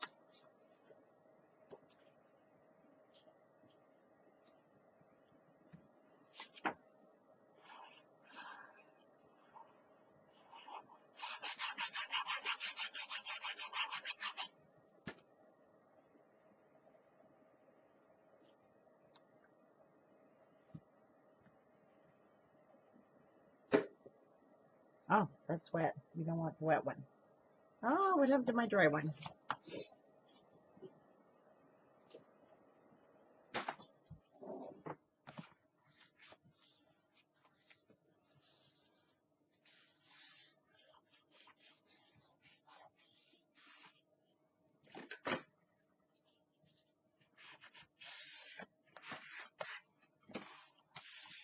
Side for a moment. Now, these are already the exact same length as our hinges. These are 1/2 inch hinges, and I need one. And you can cover them both if you want. Let me show you. So 1, 2, 3, 4, 5, 6 pieces.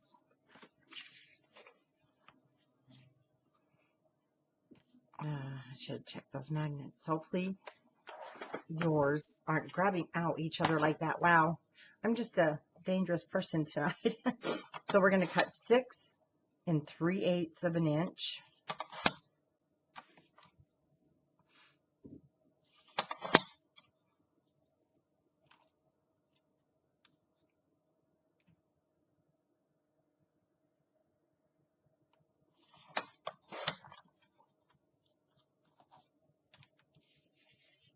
Oh, he took my garbage can. He didn't bring it back. I have this other little piece left, so I'm going to cut it down. Remember, it was just hair short of the 5 7/8. So we just cut 1, 2, 3, 4, 5, and 6. And totally up to you on these if you want to ink those edges.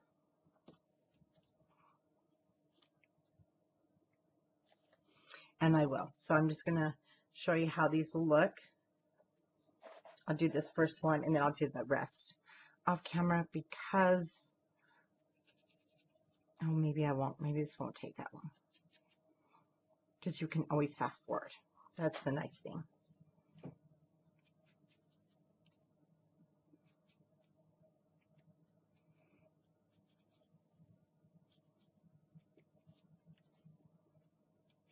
Oh, we're halfway done.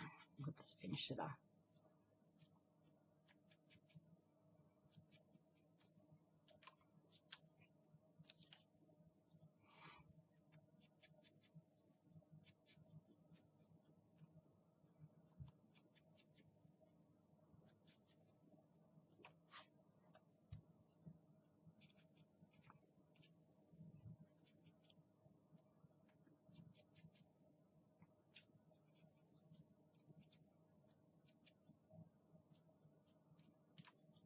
And 6.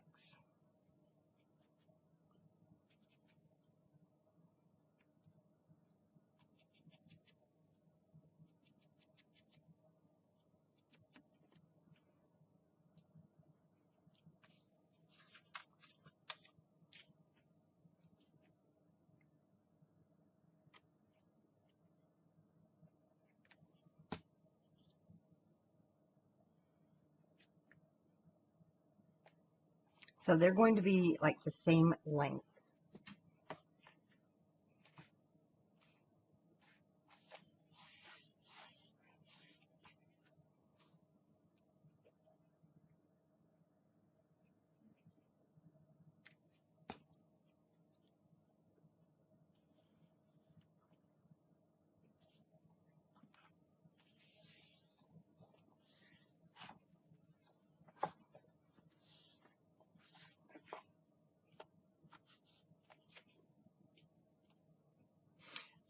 See this top part? So I'm not doing the top part. I'm only doing the hinge parts, and you can go back and do those. They'll be the same size if you want to do the tops, those gussets on your waterfall. Let me see.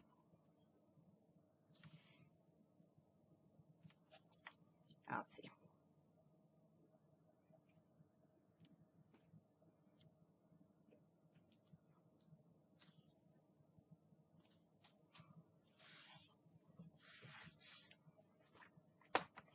That's where my magnets are playing nice.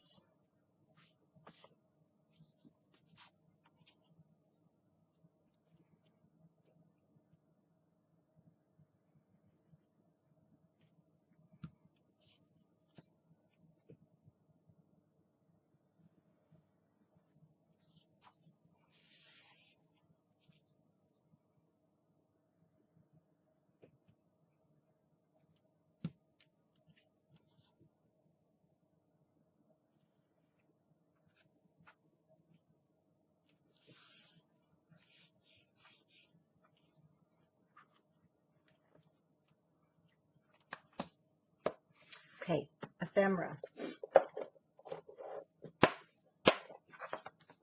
I already dumped mine out, and some of the cutest ephemera. And our frame.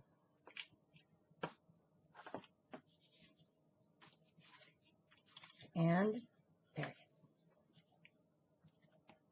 is. So these two are ephemera pieces. And there we go. The frame, I'm just going to glue the two sides, just so a picture can be, set down inside of there. And then once the photo's in there, you can go ahead and either use your score tape or glue it down.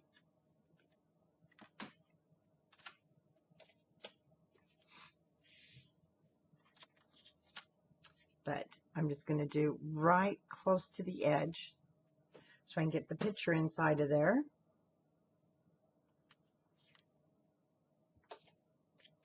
See, and then when the time comes, and it'll be great for these 2x3 pictures, I'll just cut what I don't want there. And on this little guy, so on our flower, we want to make sure we don't glue the actual frame piece down. Does that make sense? I hope. So let me add some adhesive here.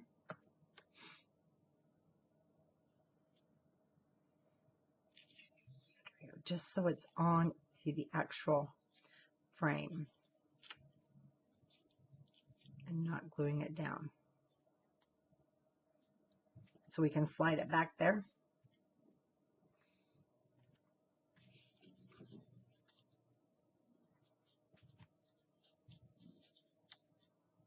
So to keep that open, and that's for your 2x3 pictures. Actually, we can do just fine sticking it down that way if we get our, we sure can. Just go ahead and do that wide part of the flower.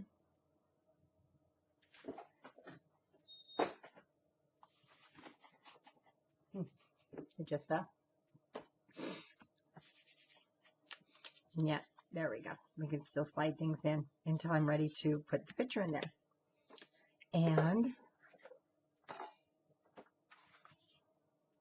I'm going to take the Remember from our chipboard.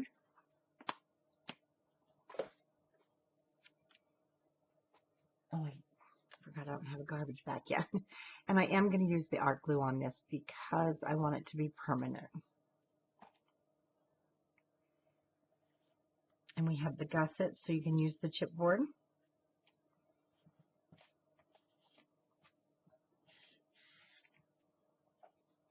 Then you have room now to put any of these cards, and you get, oh, I forgot to check that you get a ton of them.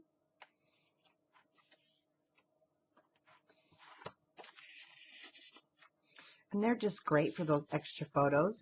Best day. And I love, there's alphabet ones too. I think those are really great. Perfect for this one. Now on the front,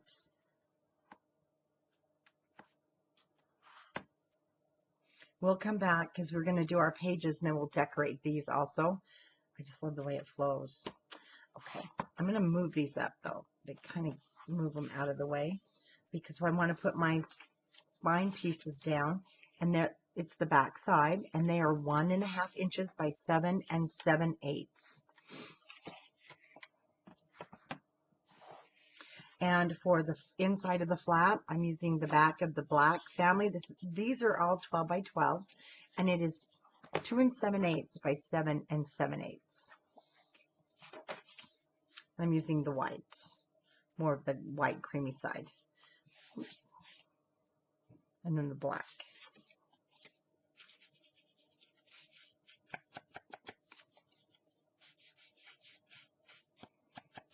So what we're going to do is get this down, and we'll get our pages made. And I do have mine all but one actually put together, and then then you'll be able to stop the video, make your other 3, and then we will get them all matted and put down.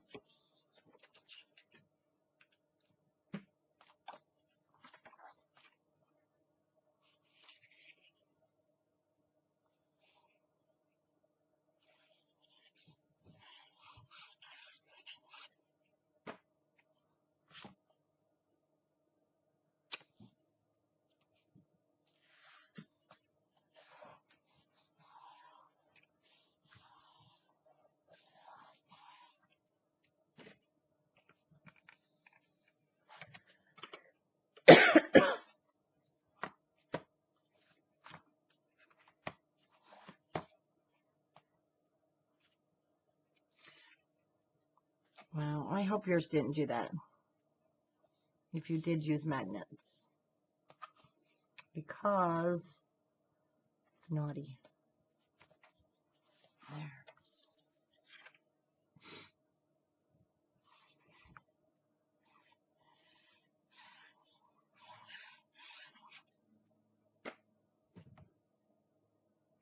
This is the exact same size, the 1.5 by 7 7/8, and then our 2 7/8 by 7 7/8 for the flap.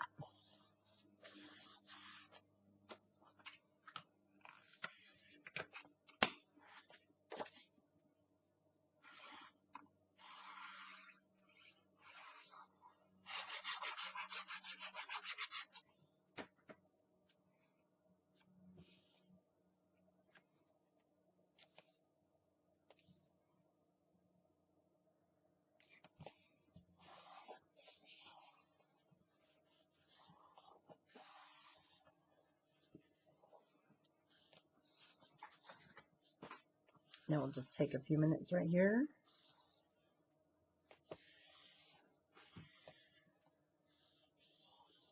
Because of the magnets. And of course, you don't want anything thick here. We have that's going on the front. Oops. But you do have the space right here in between that we are able to just make sure your magnets add this darling bow. I love this bow, and it just looks like it belongs there. And it's flat, so it will not interfere with the closure. And you just want to make sure it's between your magnets.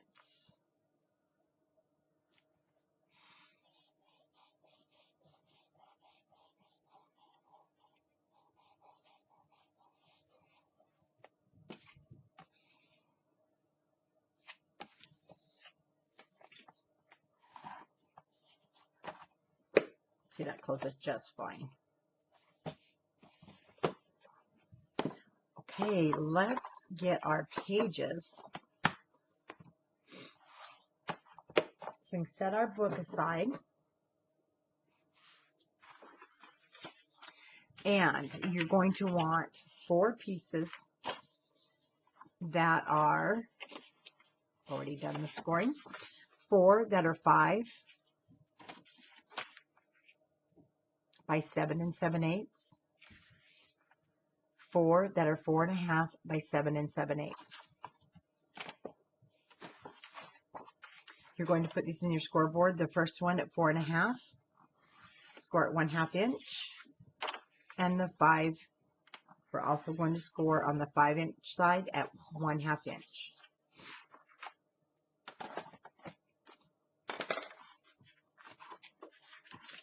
Go ahead and fold up those score lines.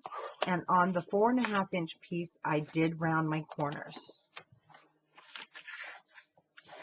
And this is going to be on the front of each one of our pages.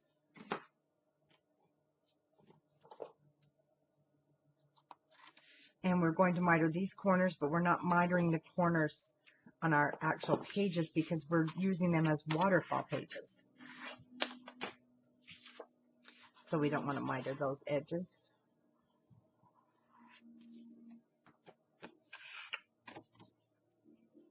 And this is going to the outside, where on the opposite side of our 1/2 inch score line.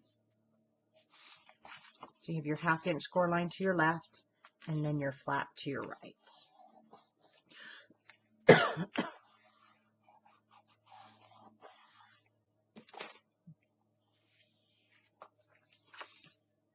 I'm not using any magnets in this with putting it down. After we get this all, I'm going to show you, put down, and it will lay like a waterfall. Then we're going to have a tie here and a tie here, and it will hold our pages down. So we're going to start, after you make all 4 of these, they're going to be all 4 the same. We're going to start with page 1.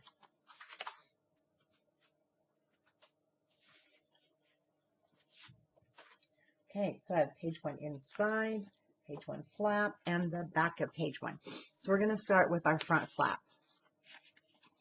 And for these pages, I've used your 6x6 pad. So you'll want to go to your 6x6 pad, and then in your ephemera pack, if you did purchase the kit, we're using numbers 1 through 4, and you will have 4 of these little round circles in your kit. So we're going to go ahead and take your numbers. So we'll start number 1, of course, for page 1.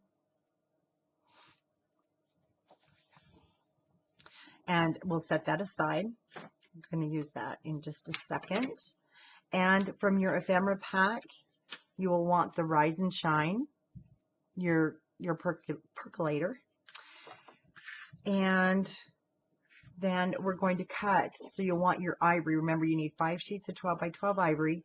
And we are going to cut these at 3 7/8. And they are going to be 6 3/8 long. And from your 6x6 pad, you need to cut your silverware or your spoons at 1 3/8, again by 3 7/8. And round, if you're doing the rounding of the corners, Open it. Then you'll want to round the corner that it's going to sit on, and that's how this is going to sit. So I'll ink.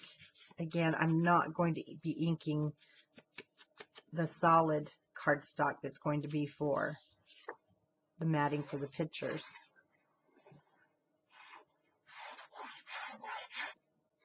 And after I put this down, I do want to show you something. If you are familiar with Wink of Stella, or if you have markers, gel markers, I know there's the white gel pen, or even just a marker or pencil that is easy to use. I'll show you what you can do on your sheets.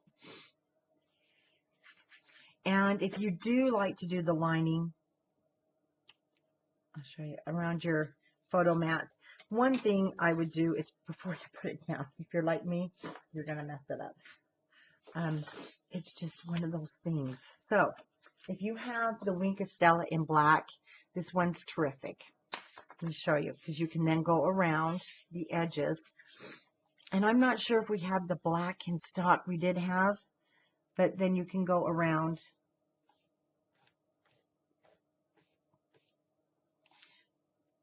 the edge of your cardstock. Lines don't have to be perfect, but if you are one that likes them to be perfect, that might drive you nuts, and it kind of does me. But the Wink of Stella, I love using it in black for that, because then it gives you that glittery effect when it dries, if you want to use it. And now on the front, it's going to be my Rise and Shine, the grind. And I'm going to set it down, but leave the top a little bit open, so you can put a picture behind there. So I just hold my finger where I'm wanting that to be.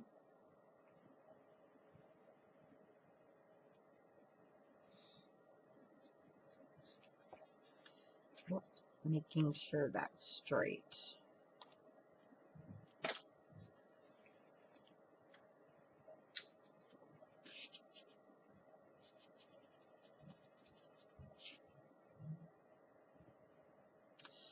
You know, I think I'm going to just put mine down, unless you want to mat it.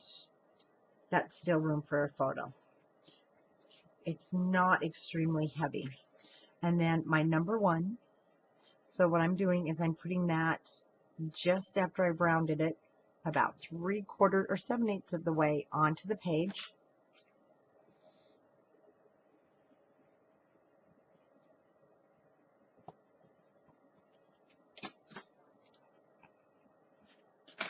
And it also will serve as a tab, somewhat, to open your page. Okay, page 1 inside. That's going to be our bigger piece here. So those pieces, oh, no, it's not. Oh, yes, it is, 4 3/8. So the pieces width-wise, I cut at 4 3/8.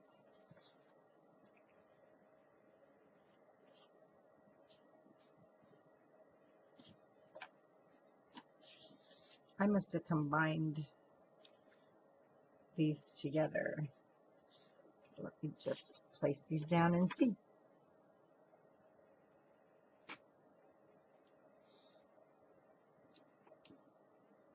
I did. Oh, you know what? It might help. What I did is, when I was doing all of the matting and stuff, I actually took pictures of each page. So when I got on here, hopefully I didn't mess it up. Okay, we got it. We got it. And then I can give you all the measurements. So glad I did that. Okay, so for the top piece, 2 inches by 2 inches by 3 7/8, and then I rounded the top. We'll be using Charm from our ephemera pack, and then from the 6 by 6 pad, I just took from the stripes, and I cut a piece that was 3/8 of an inch by 3 7/8. And for my matting,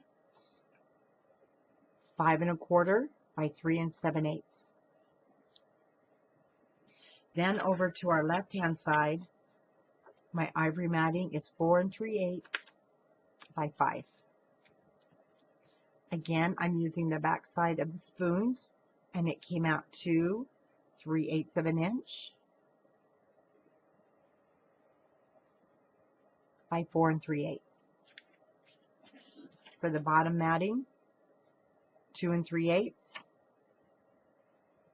by 4 3/8. Now, also, it depends on your placement. Place your big one first, place the second one, then you may have to adjust your measurements if it's not to your liking. You'll just trim a little bit off here and there.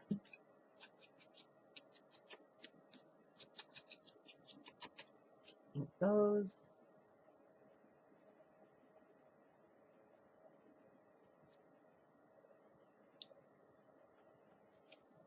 Yep, go around the back side of the charm.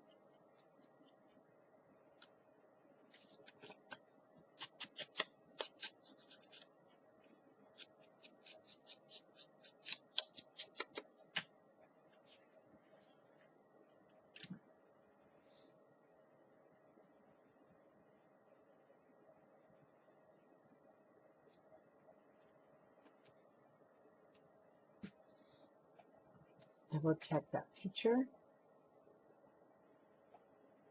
Okay.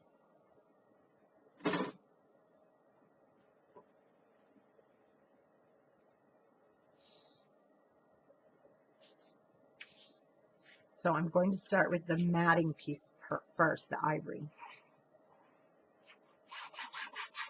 I just call that the matting piece because that's usually where the pictures will sit.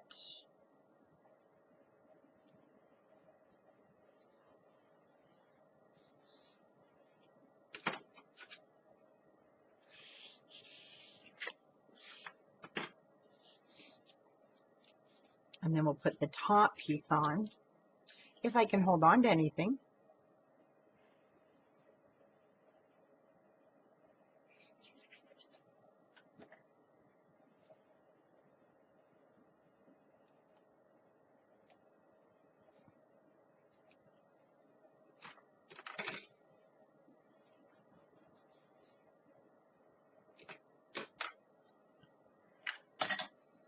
And then my center strip.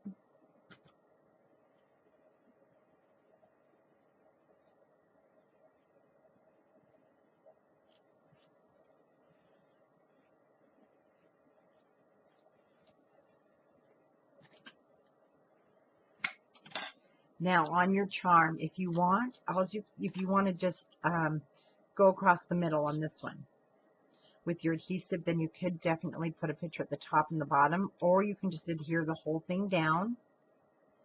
And I'm just going in the middle right there. And then we'll be able to put like a 2 by 3. And then any size you want down here. Oh, it's just 4.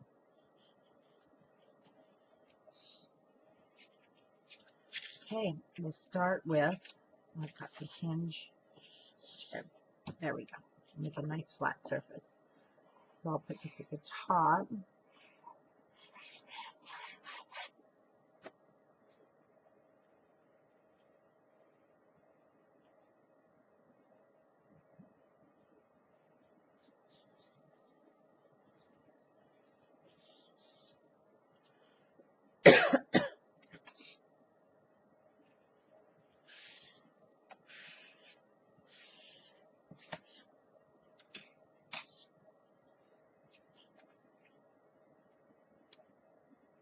That bottom. Now all the way through here, unless I've used the 12 by 12, it's all 6 by 6, and I'll remember to point out if it is a 12 by 12.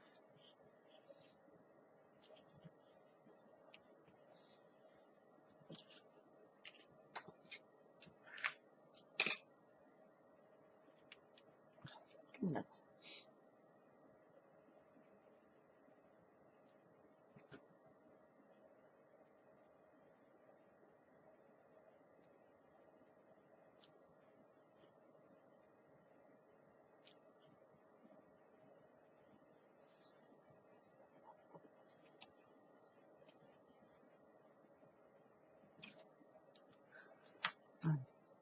Where did my picture go? There we go.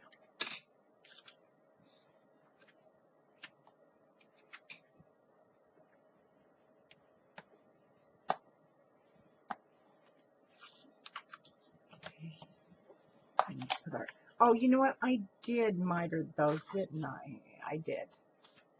It's okay. We're going to cover them, but don't, you know what? Mine are going to show mitered. Don't miter yours. That was an error on my part. So page 1, and let's do the back of page 1.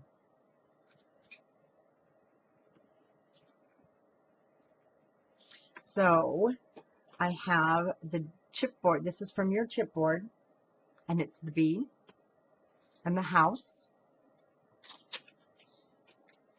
And this again from the 6x6, the green plaid. And we're going to have a 4 3/8 by 5 at the top. For the bottom, 2 5/8 by 4 3/8. And this is the 6x6 with the wood grain on one side and your green plaid on the other.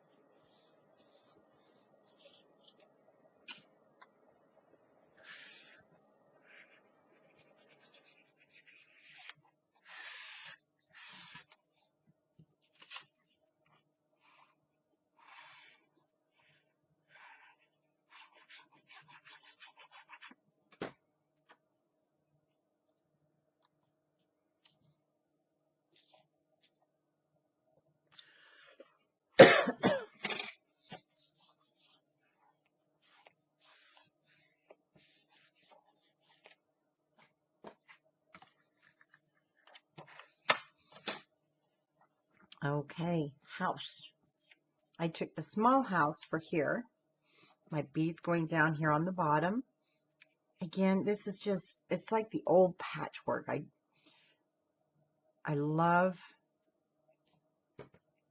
just love everything about this. And I know it's not me because I'm usually that really bright person.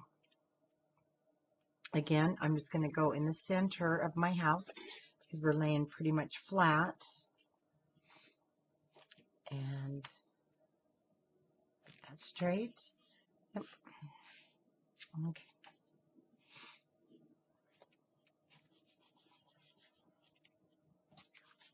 And there is our page 1.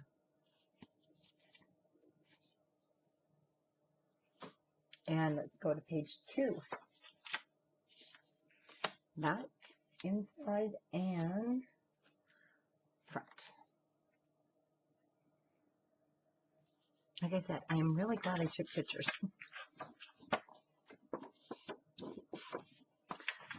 Okay, let's do the front flap first. So from the front flap, oh, you know what? No, we've got a chipboard, so I'm going to set that aside. Let's do this inside. The reason being is that chipboard makes it so we don't quite have that flat surface. Okay, so you're going to want from your ephemera pack the XO. These are scraps. And then you're going to have number 2.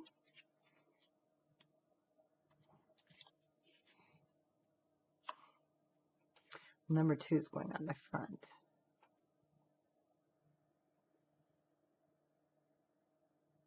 There we go. We have some bits and pieces here from your ephemera piece. So you have homemade, heart, XO, and then all of our little white pieces. Yes, there's quite a few. So let's take our number 2 and put it on that little scallop circle that you have in your kit. And if you don't, if you don't have the Craftology box, then you can either back these or however you want with any of your supplies. So let me tell you what all of the matting sizes are. because these are the matting sizes for both sides. So we want a 3 by 4 3/8. So 2 that are 3 by 4 3/8. Then we have a 2 1/4 by 3 7/8. 3 7/8 by 2 1/4. 2 1/4 by 3 7/8. And the layout for this is going to be, oh, and, oh, no, we didn't do that one yet. Never mind. I'll be quiet here. So we're going to lay those out. And I've already rounded the corners. And then on the in-between pieces, you have 2 pieces that are 3 7/8 by 3/8. And they're going to lay in between.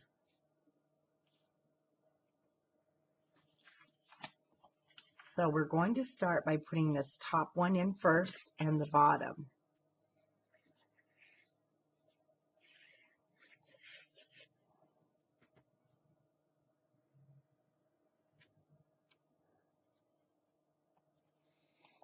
Making sure we keep within that 1/8 of an inch at the top.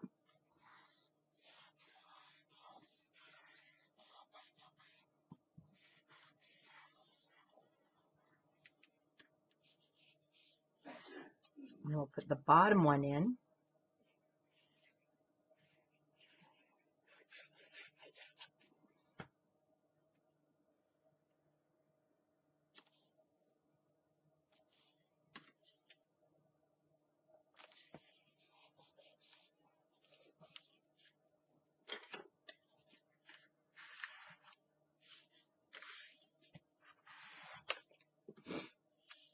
I'm going to lay this, no, let me go ahead and ink this real quick.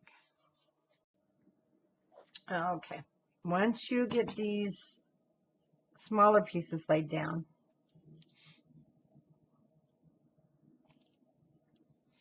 I'm actually going to just set my bottle of glue there.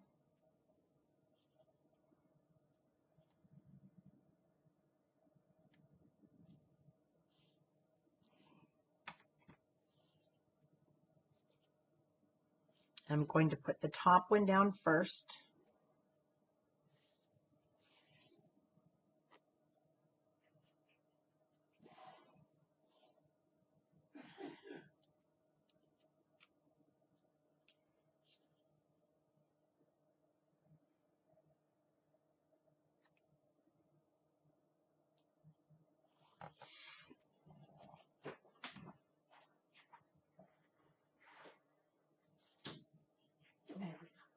As you can tell, there's a lot of coppers in the building, so we'll just close that door.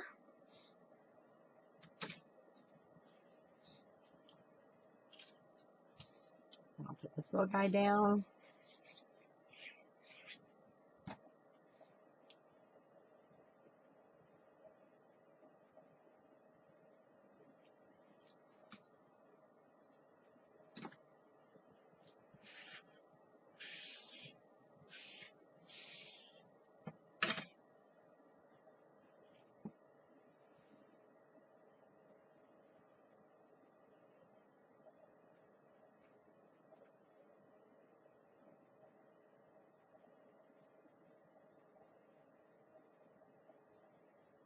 Okay, now you have 3 really cute spots.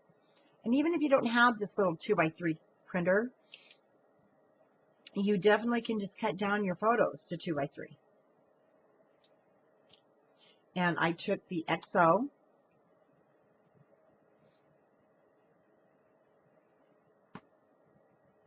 this way. Just put it so it's in the center. And this really cute heart. These are in the ephemera. Again, just in the center of the heart. So a picture you still can slide down. Excuse me. And then for this side is those 2 that I gave you the measurements that are 3 inches. One at the top, one at the bottom. And then the centerpiece, that is the 1.5.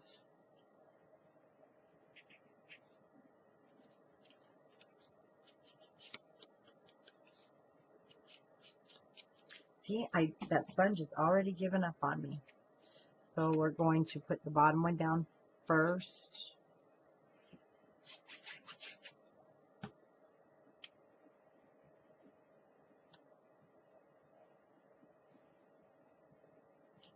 What I'm doing is just trying to keep the bottoms, and the top one will keep it pretty much the same.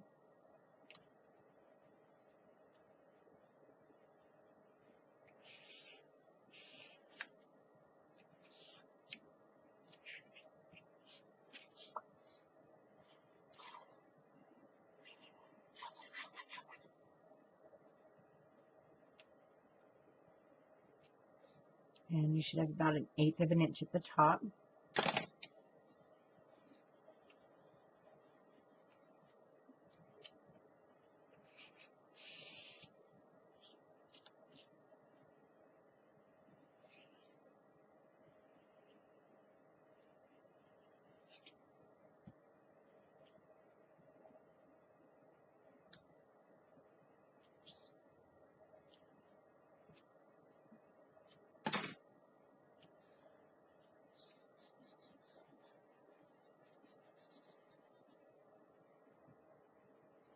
And from your ephemera, you'll have this homemade arrow.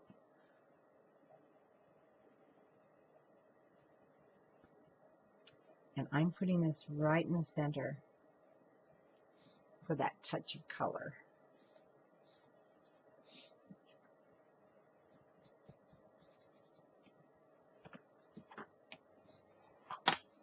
Okay, let's do the outside of our page. So, oh, this one is going to be cute.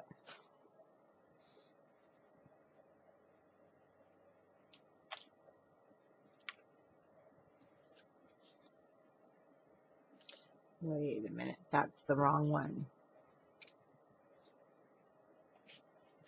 That's the back. You set that up there. Here's the front. So for the front, I'll give you the measurements. This is from your 12 by 12 pad. So I wanted the bigger stripes. And we're using from the ephemera pad, Quality Street Coffee House. And this is from the 6 by 6 pad, which is the other half of this one at the bottom. And then you're going to want it doesn't matter what kind of a punch you use. I've got this one. Mine are old Martha Stewart's. So if you don't have the exact same one, that's okay. And I cut a piece of just the black scrap at 3 7/8. Then I punched it, and then I cut it down so the whole thing was just 3/4 of an inch. You can even have it wider if you want. That's just the size I went with, the 3/4 and then 3 7/8, and it's just from a scrap piece. So let me give you these measurements.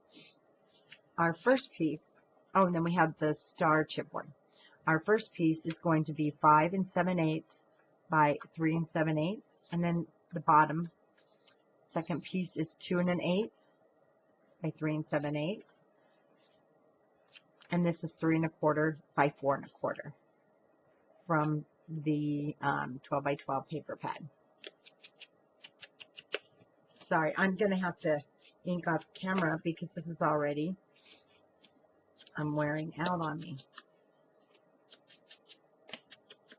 I'm wondering if the heat, with the heat being on now that it's winter, maybe less humidity in the house. I don't know. These sponges used to go forever and ever, it seemed like.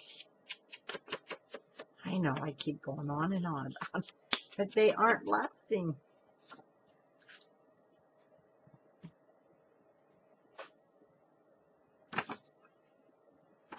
Okay, so I already rounded the corner.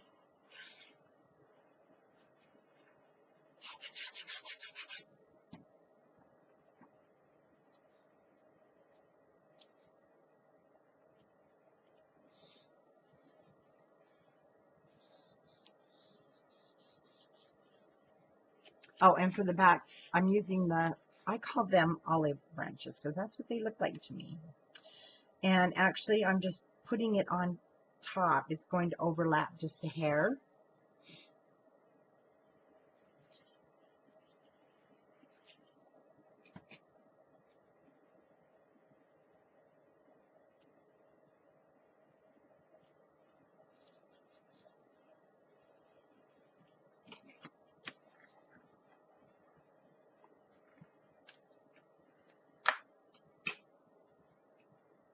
And then the black piece that I punched will sit on top of there to kind of give it that lacy look.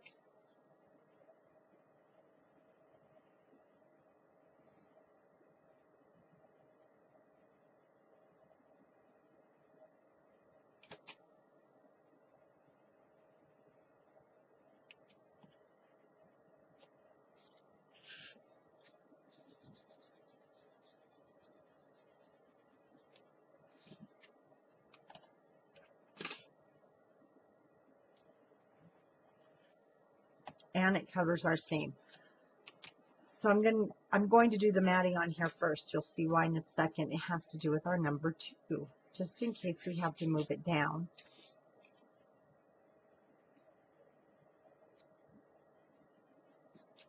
And it's up to you. If you want, let's grab our number page 1. So these are going to be sitting like so. So it doesn't matter, but it's up to you if you want your numbers just to all be at the top of the page, or if you want to move it down a little bit each time. But the thing is, you want to decide then where you want to put this, our cut apart, because I don't want to cover, of course, the wording at all. So that looks like that's going to be good. And what I'm going to do first is just kind of glue that to there.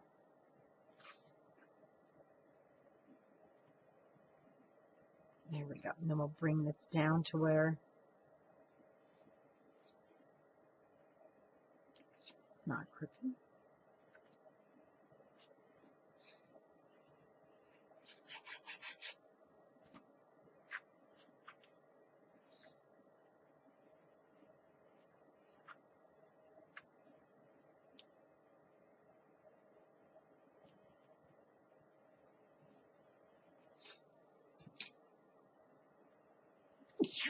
Excuse me.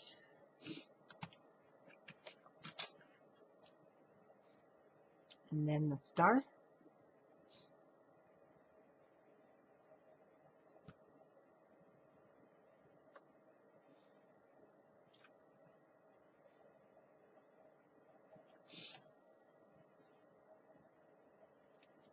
And the back side. Okay. We're also going to use, oh goodness, our sticker sheets. Sorry. So our first piece is 2.5 by 4, and it's going to sit over here to the right. And then you have a 3 7/8. Mine's just a hair over 3, and it's going to sit up to the matting of that first piece. Goodness. And then I'm going to be using the alphabet in a 2 or 1 3/4 by 4-inch piece. We're going to set that to the right. Oh, no, I didn't use the sticker sheet. I'm using the houses, and that was that little piece left over from when we cut for our waterfalls. Excuse me, I am so sorry. 5/8 by 4 3/8. I promise it's just a cold, but it's making it impossible when I start to talk.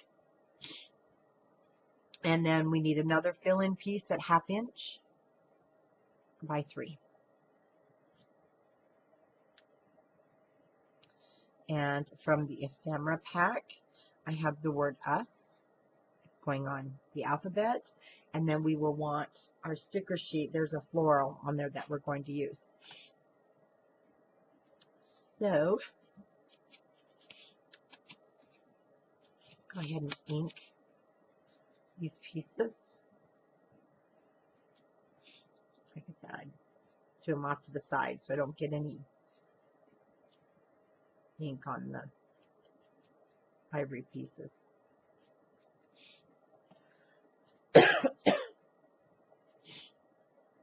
Okay, we'll start with our first ivory piece.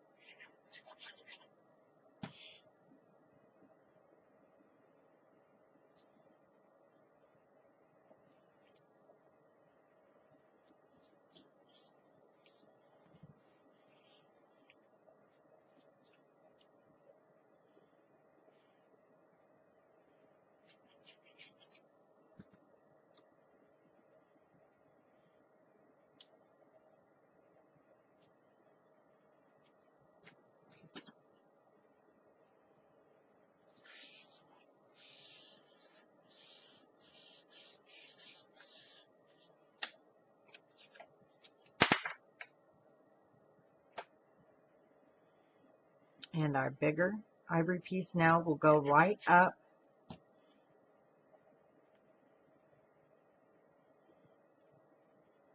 leaving about 1/8 of an inch edge. Don't worry if you end up getting something too close or too far away, because you can always trim these pieces down.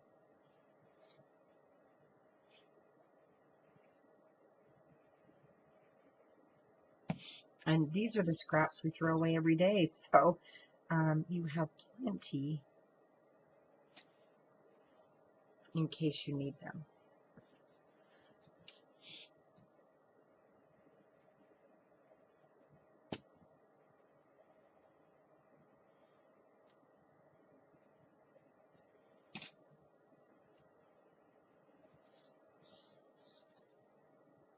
Okay, from our sticker sheet, I'm going to take this flower, this floral, and it's going down here on the corner.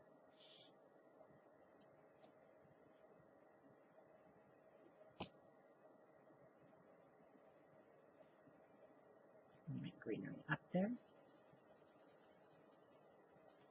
And then us. And I'm putting it in between those 2 rows of letters. It's in the ephemera pack.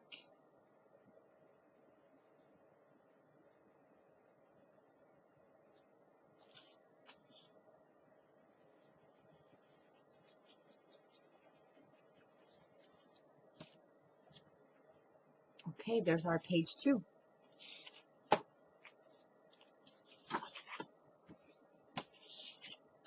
Okay, page 3.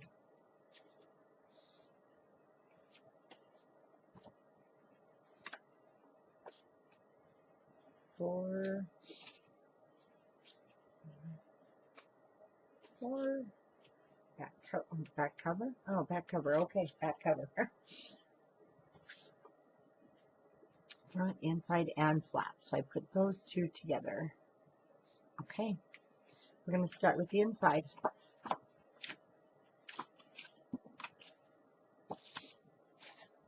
And for the inside, you are going to take that magnolia. I hope I'm calling those the right flowers. I'm pretty sure. We are going to cut a piece that is 4 3/8 by 7 3/4, because I just love the green. And we're going to set that flower aside. And our number 3, so let's go ahead. Oh, we're not using that side. Hold on. Our number 3 on first.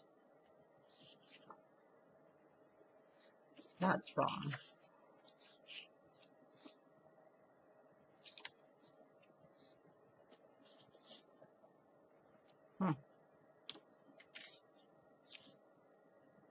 I don't know what I did there. Hold on, because I'm showing the picture I did earlier today. We're using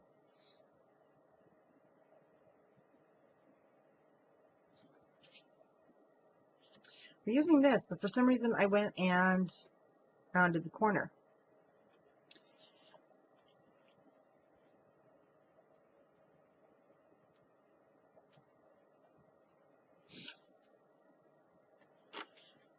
But that's what I was supposed to do. Okay.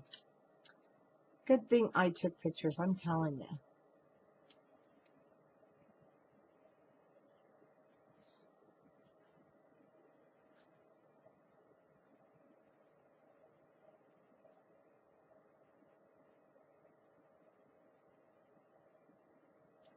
I'm not sure what I cut this for. We're going to set that aside. I don't know what I did that for. So let's set those aside here. This is actually going on our front cover. 3 7/8 by 6.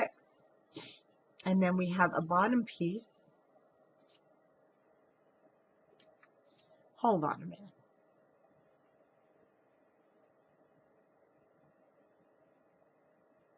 It is rounded. Okay. Say, what on earth? How could I not remember what on earth that I did? But then again, it's simple. Now from the other side, we're going to cut a 1 5/8 by 3 7/8. And this is where also, let's get our sticker sheet.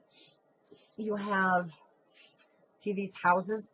We're going to be using this here in the center, and we need to cut this down to 3 7/8. So I take my sticker sheet, put it upside down in your cutter,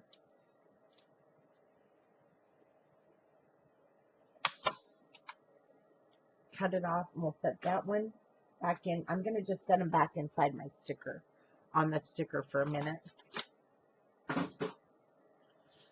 Turn this over, ink that edge.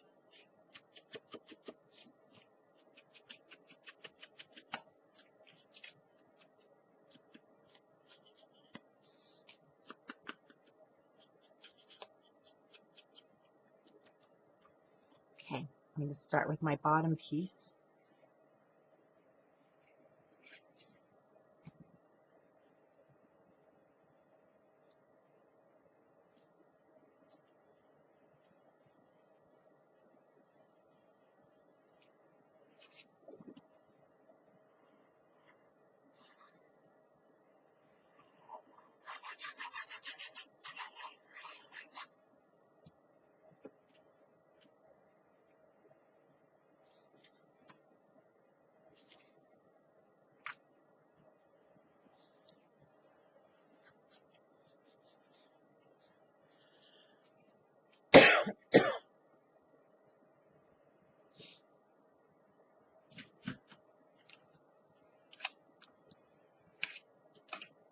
And that house piece that we cut, it's going right across here. And I do want to add adhesive to the back.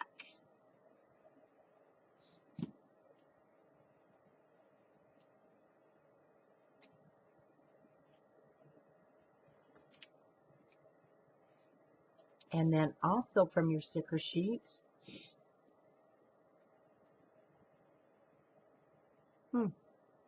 I knew I took a picture of this and I don't know where it is. But I am taking the word original. Now when you're taking this off, I've already taken it off so I could play with it. You need to be very careful or you'll tear off this part. So when I took it off the sticker sheet, let me show you. You'll probably just want to lift the backing so that you don't tear it, because this is just perfect right there.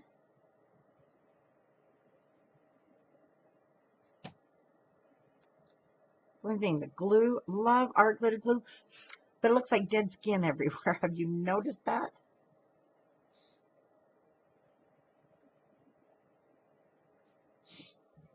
Okay, original.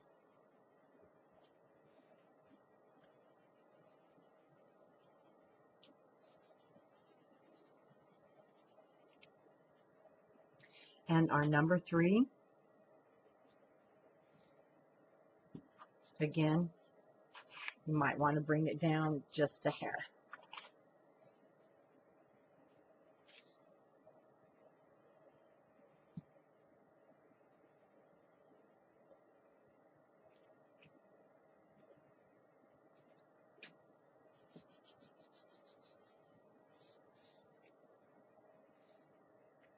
Okay, now for the inside, we're going to use this darling windmill from the ephemera pack, apple pie,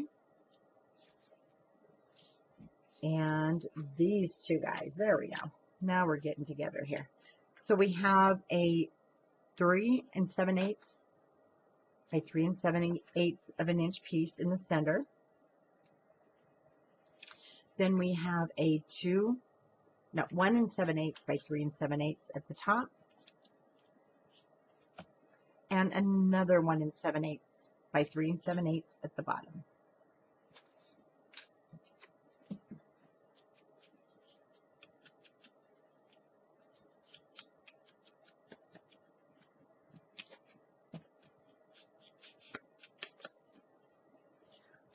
Wow, it's like bad.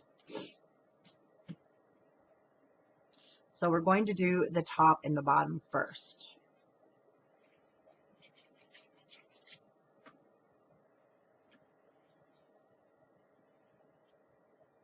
With our about an 1/8 of an inch border.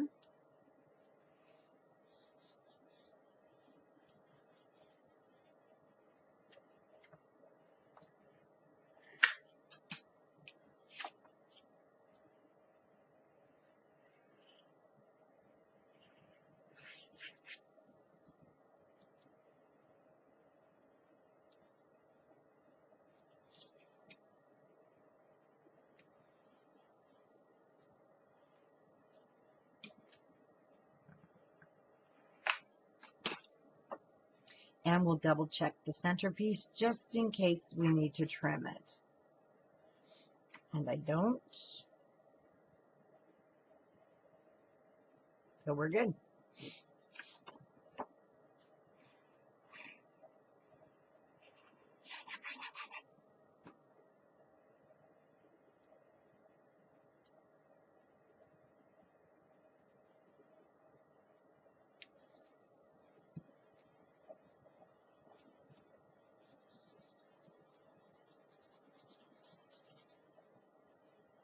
Now I'm taking the apple pie from your ephemera pack. It's going down here at the bottom, and the windmill is going up here at the top. And what I'm going to do is, see these, there's going to be these 4 here that I'm not going to do adhesive on. So my bottom 4, and it really doesn't matter what 4, the bottom 4, which 4. Oh goodness. Okay, we're saved. Just 1, 2, 3, 4, and then we'll just go and do adhesive on the rest. And that way I can slide the picture up under.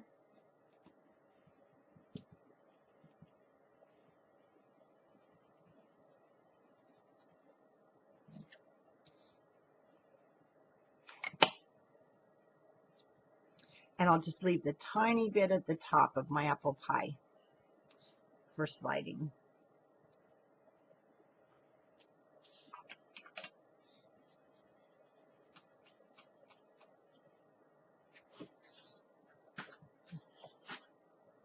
And then from your, oh, no, we weren't, no, I can't. That's right. I was going to use it from there, but I can't. So I'm taking it from the sticker sheet, the Happy Life.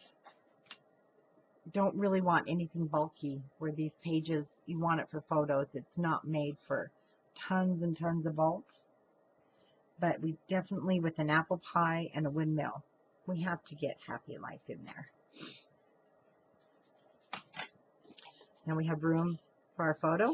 We have room for our photo. So we can take the whole 5x4, 4 7/5, however big you want to do your photo. Like, this one just sits on my desk. It reminds me how adorable he really was. I can't get off my holder. No, he still is. See, I would just need to cut down my Wilbur a little bit. Right there, right there.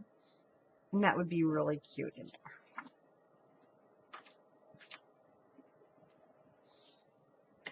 Okay, now I know what I did.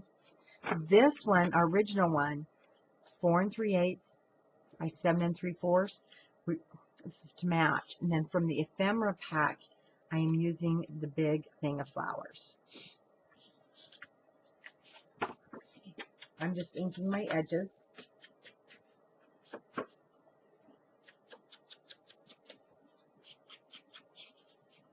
You know, your light cardstock, it's just a magnet for any ink anywhere. Anyway, it's like that at my house. And glitter. Anywhere it gets dumped in the studio, it finds its way onto the project.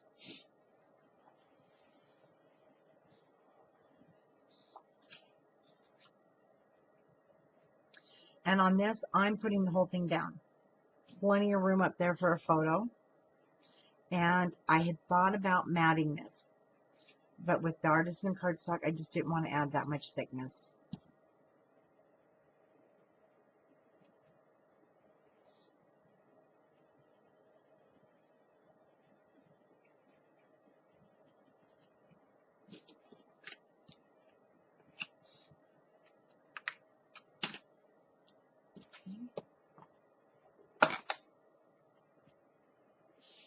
And the back side. So, back of page 4. No?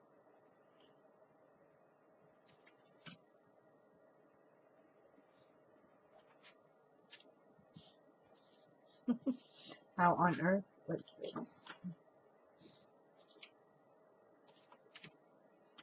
Cover, page 4. Page 4 inside.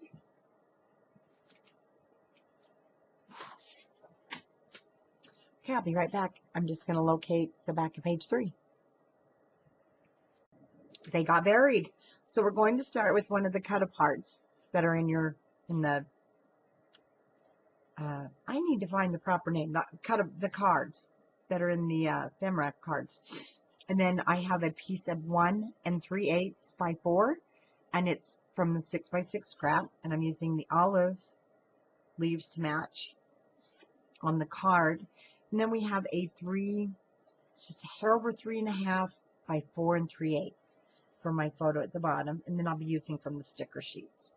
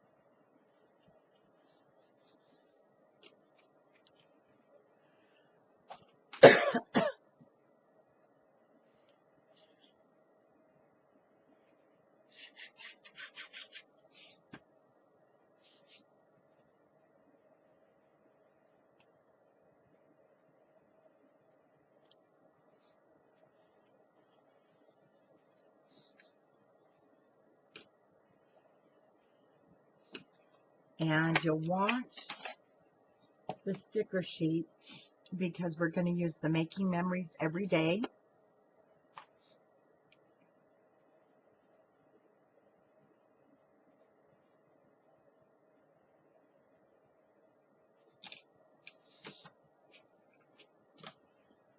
And then down here in the bottom is the bird.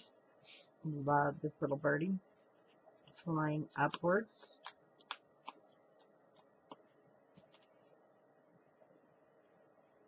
And he's kind of that blue-green.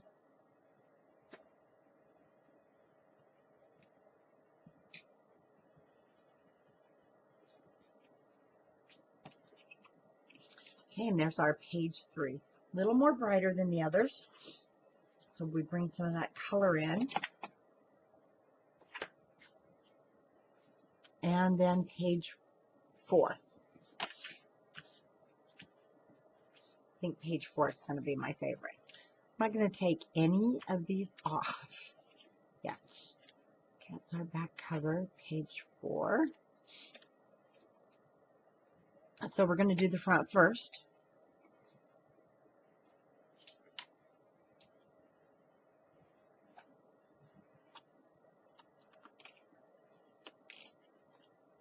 There's my number 4. And there's my bunny from the ephemera pack. Mark it. And then I have the wording on the black, the back of the spoons from your 6x6, and this white piece, and then these are going to go on the inside. Bunny goes here, and number 4 goes here. Oops, so we'll go ahead and glue our number 4 onto our scallop circle.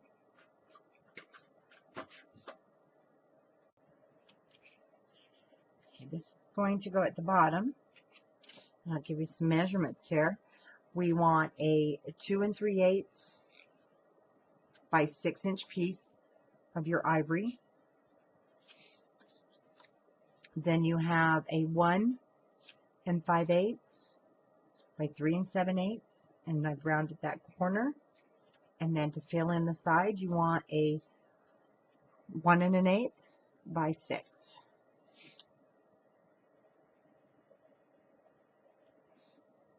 And then our bunny and our number 4.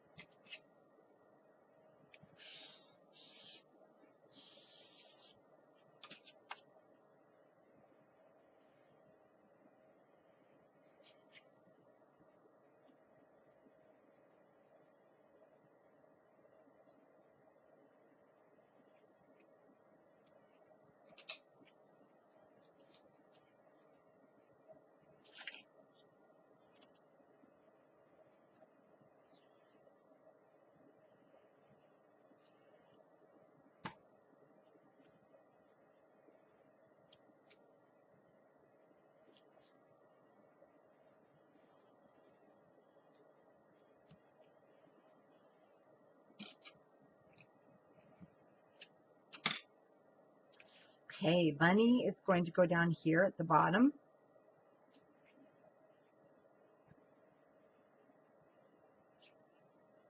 I'll leave his, let's put his ears down. We'll just leave a little bit of glue off of that little bottom there. Perfect. And then number 4.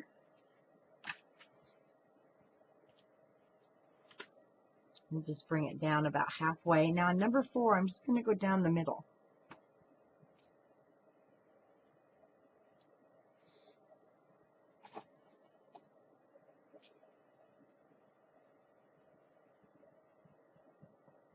Perfect.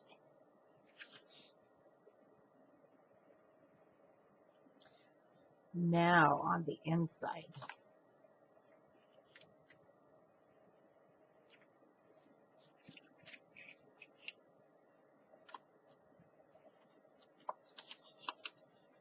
You know, I think I did it again. I forgot to do, no, it's there. Okay, we have quite a few different pieces here. So the first one we have is 4 3/8, no, yes, 4 3/8 by 5, 6 by 6, it's the back of your polka dot. Then we have our silverware, or our spoons, and it is 7/8 of an inch by 4 3/8. And then you have your polka dot, 1 5/8 by 4 3/8 for the bottom. All right, there we go.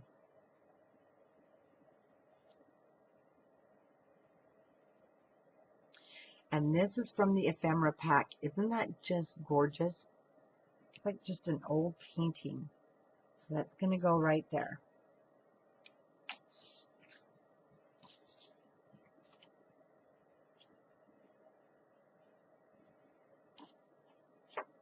Oh, we have birds of a feather at the top. And I'll give you those measurements here in just a moment.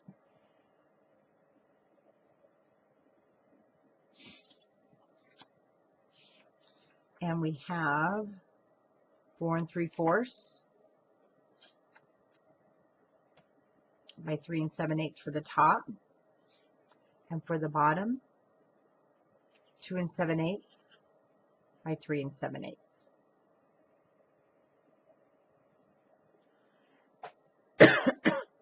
And then mark it. It's going to go right there.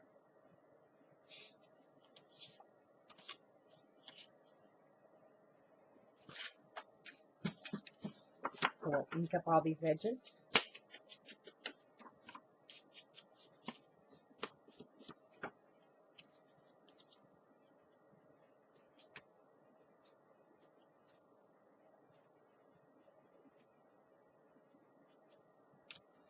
Just looks like that old-fashioned dining room. And I'm going to ink him. This is one that I don't mind getting the extra ink on because it is already quite distressed.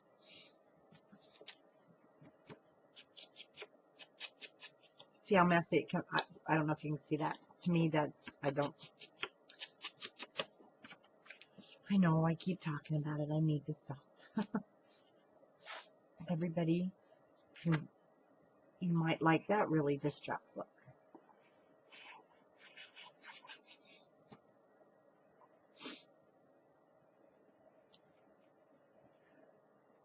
Excuse me.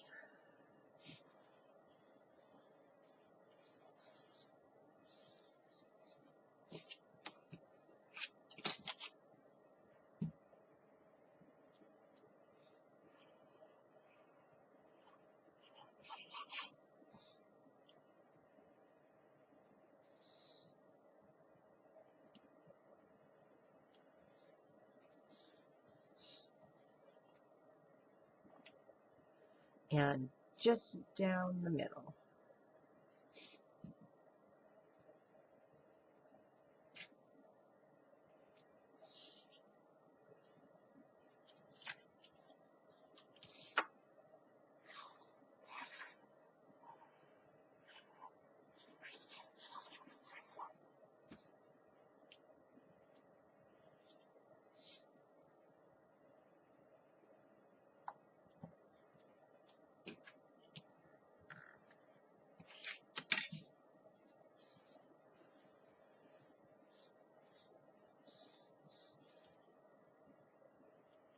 And the polka dots, I'll go ahead and put at the bottom.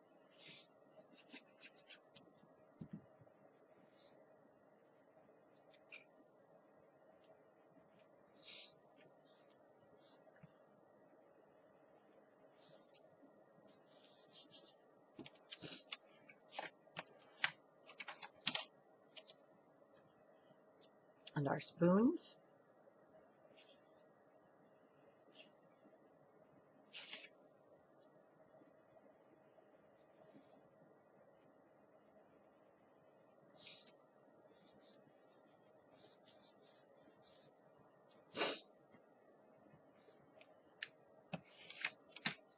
And once again, just down the middle of our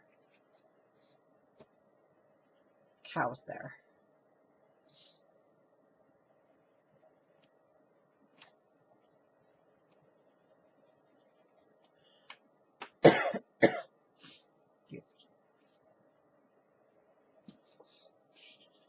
Plenty of room. Plenty of room. If you want anything to slide in there.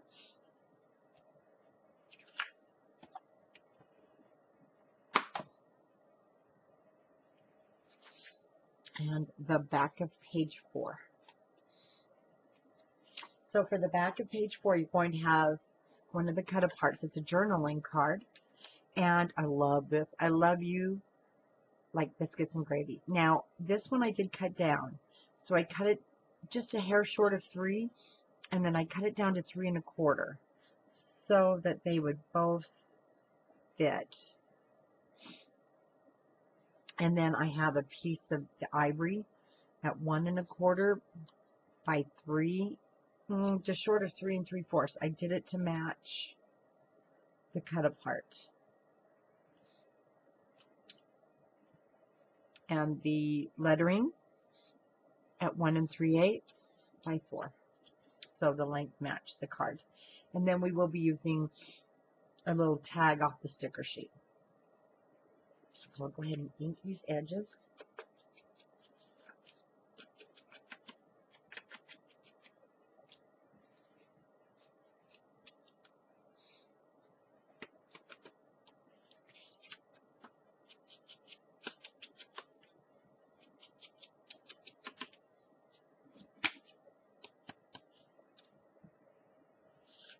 Okay, let's start with our cut apart at the top.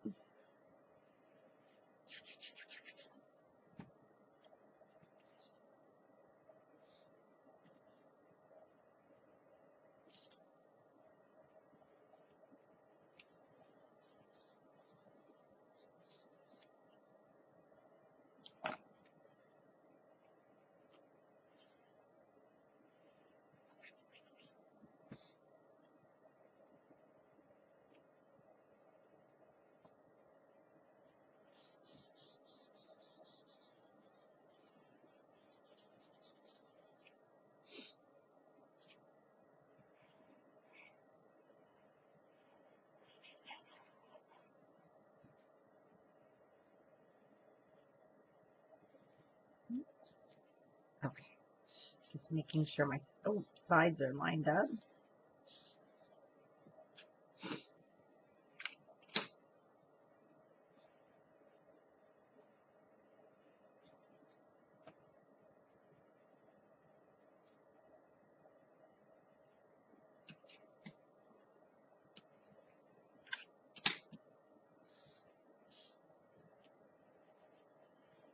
Okay, from our sticker sheet, we have this really cute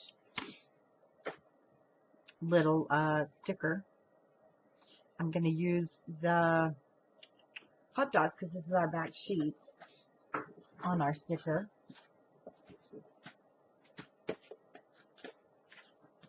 And I do not know how things get buried, but we'll be going back and doing this anyway. They're here. I'm just going to add it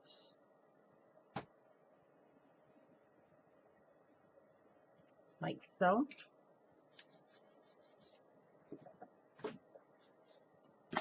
Oops. Well, everything was here, and now everything is gone. Oh, not the pop dots. I'm sorry. It's the wooden, your wooden shapes that are in your, if you have the kit. And so the star, and actually you can take the small one. Whoops. And your adhesive.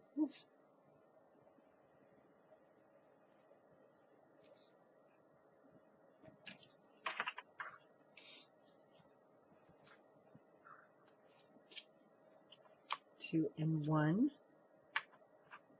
We're going to be using these two on the cover and also on the waterfall inside there. So let's grab our album. Now, just like we put down the waterfall, let's turn it sideways. Oh, but one thing before we do, I want to show you something. As we're putting this down, it's pretty much going to lay flat. But if you are one that doesn't want that, you want to be able to tie it, you're going to want to have your string, not string, but this little ribbon that was in your box, if you have the kit, because it's going down first, okay? And we're going to have one on the other side. And you have a yard of this.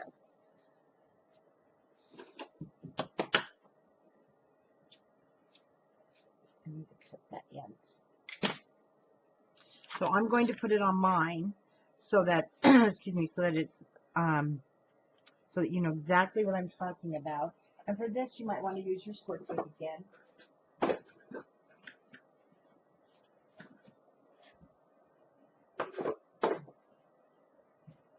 Well,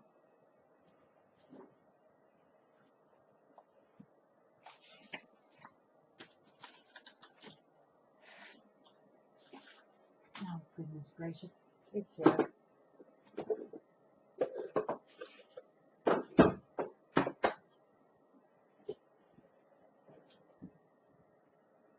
Okay. I'm going to put it about the 4-inch mark.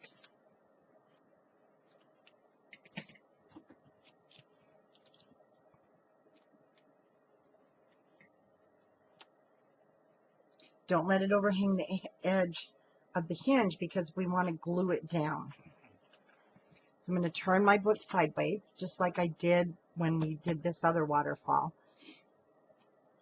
And again, you're going to line it up, and it should go top to bottom to the matting.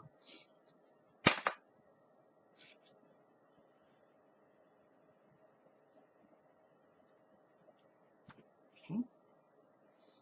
And you want to just put it about 1/8 of an inch away from your hinge.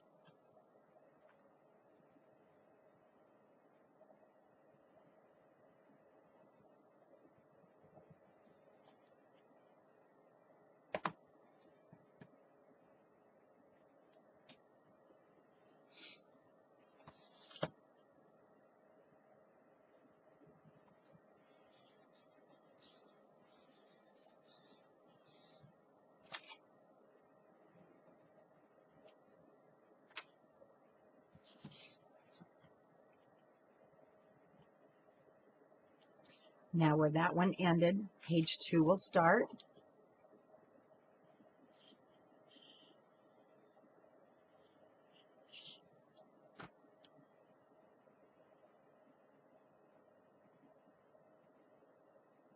Now before the glue dries, I'm going to lay it down to make sure my pages are even. Sorry, if I get my head in there, I can't. It's black on black. It's kind of hard to see.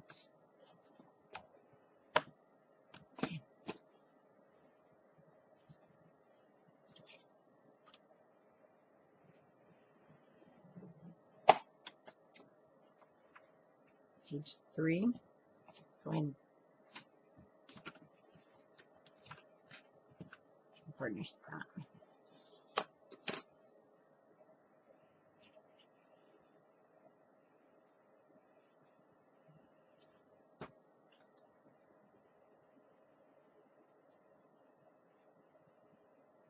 Put it right up next to that hinge, and then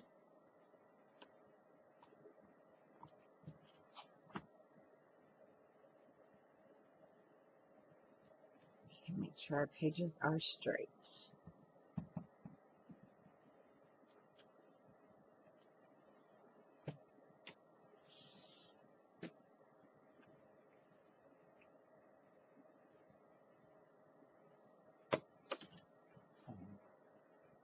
At page number 4.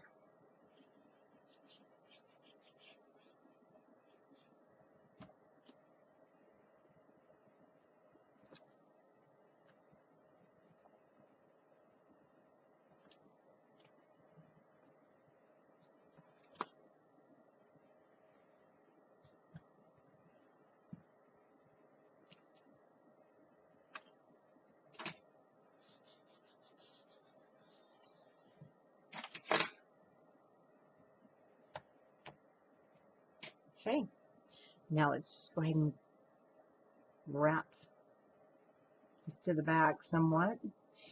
And if you need to mark it with a pencil, make sure you get the lid up first. Well, this one's kind of like worn out, I think. There we go.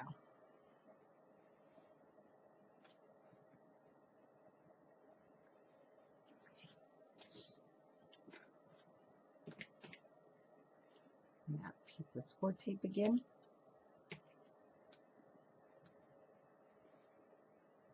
Just need a little piece because we're going to match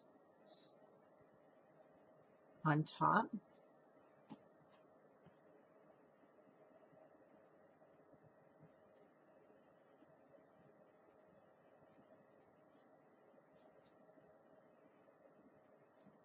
I wouldn't cut these too short. Not yet. Okay, we'll open up these and let's measure our matting. So now we want, oh, and then I'll also go back. Oh, let me just let her know. Sorry, we're going to cut our matting. I'm just letting someone know I'll be right with them.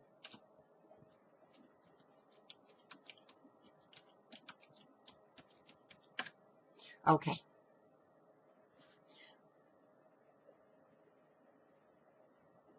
I've already cut the other piece that we used, and it's the white.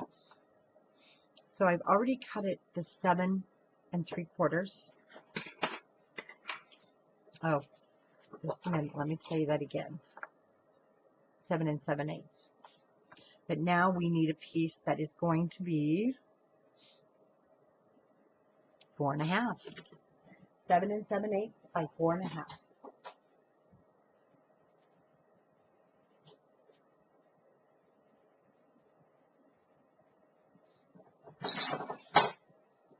And then this piece we're going to use for the hinges to put the matting on.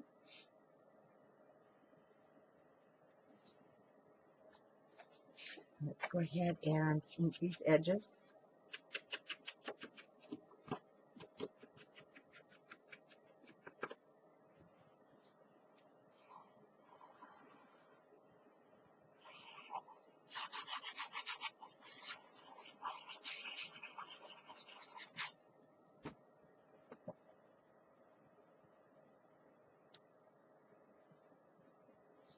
Now we have another whole area for photos.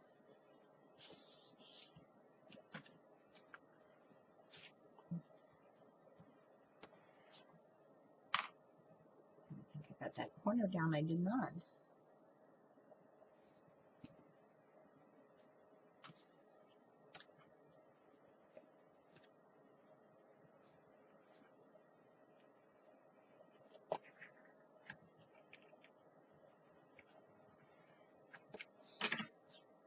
I have to tell you, I'm not a big black and white, but this one, I'm in love with this.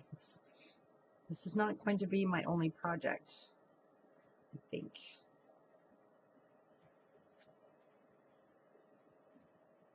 Okay, now I'll be honest with you. I would leave your bows pretty good size until you get your pictures. This is going to grow. I know from doing my other albums like this. So there is the inside of our album. Plenty of room now to fill it full of your favorite photos. And yes, these guys are going to kind of flop in the wind, but they do have the magnet to hold them, and they're heavy, so you don't have to worry about them. And I hope that yours did not.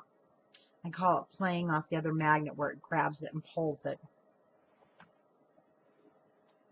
So now we can go ahead and get our cover all finished.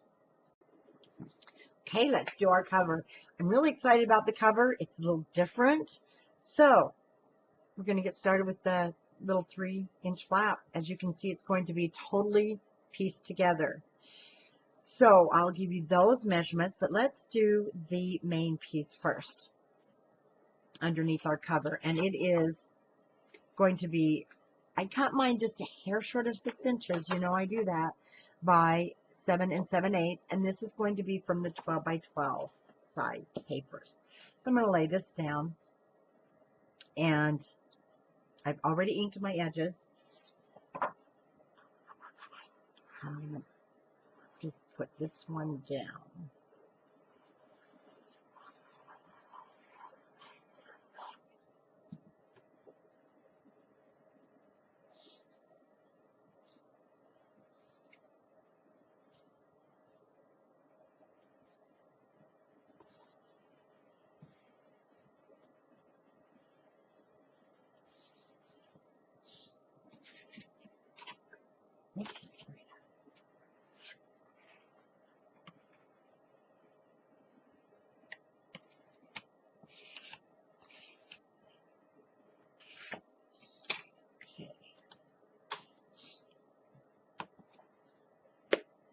Now for the pieces on the cover. These are done.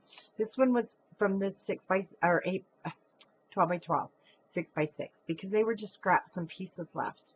So the first piece is 1 3/4 by 6.5. The spoons, 1 1/8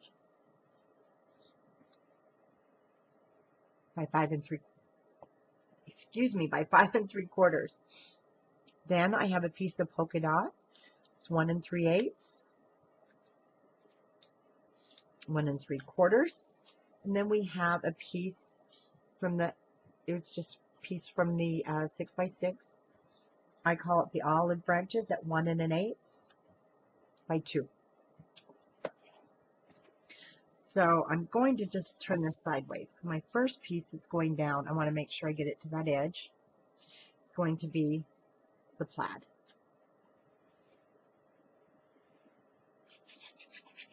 Again, this just reminds me of the farm life when, you know, Grandma would take what was left over of the fabrics, because that's my grandma sewed, and she would make tablecloths, coats, or just whatever was needed at that time. And they didn't always have full yardage, because a lot of times it was from Grandpa's old work shirts, or Dad's work shirts, or her work shirts, or old aprons. And then some of the aprons were just pieced together from even fabrics. I remember that, in fact, it caused some of the asbestos problems. My one grandfather worked in the oil fields, and what they wrapped the tanks in, and she would make hand towels.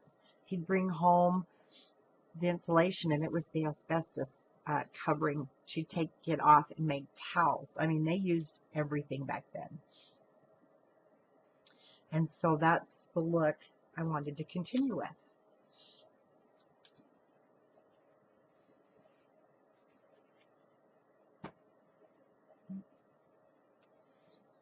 Because it was always a little piece. We'd say, oh, I remember, that was in Grandpa's shirt, or that was in Grandma's apron, or Mom had a dress of that. Now, I'll be using from my ephemera pack this flag piece from your chipboards, The Best Day Ever. This is our happy place, our bunny from the chipboard. And from your ephemera pack, you'll have some of these really cute leaves. This is us. Love it. It's just perfect for this. And then, oops, we'll be using some of these. Okay, if you have the Craftology box, then you have these 6 flowers. And I have to get those.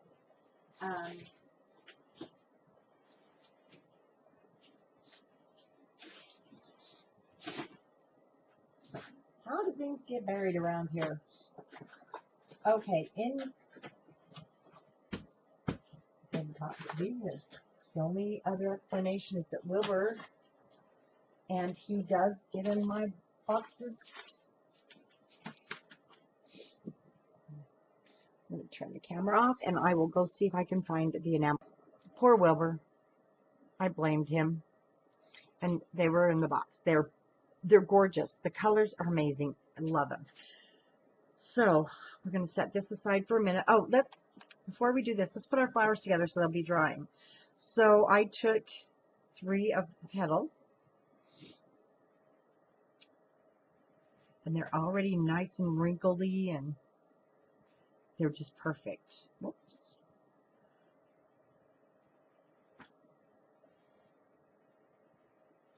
And kind of stagger them here.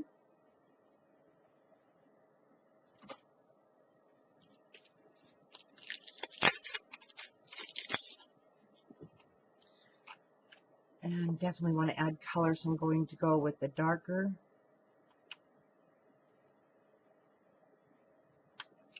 teal.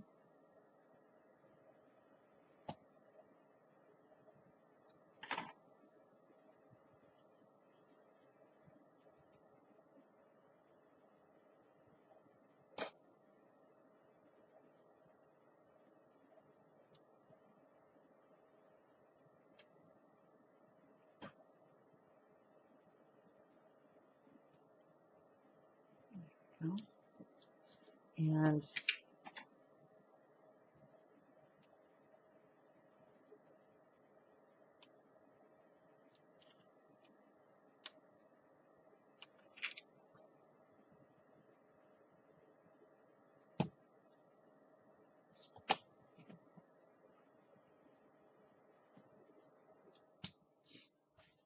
okay, those can be drying. We'll be using those more inside the book too. We still have a few things to do. And I'm going to lay my book flat. And then the back side pieces here. Not that one. Oh, we still have to do that on the inside, so I need to set those there. So I'm going to be using the stripes, which is the back side, and these are 1.5 by 7 7/8, and the stripes are going to go on the hinges here.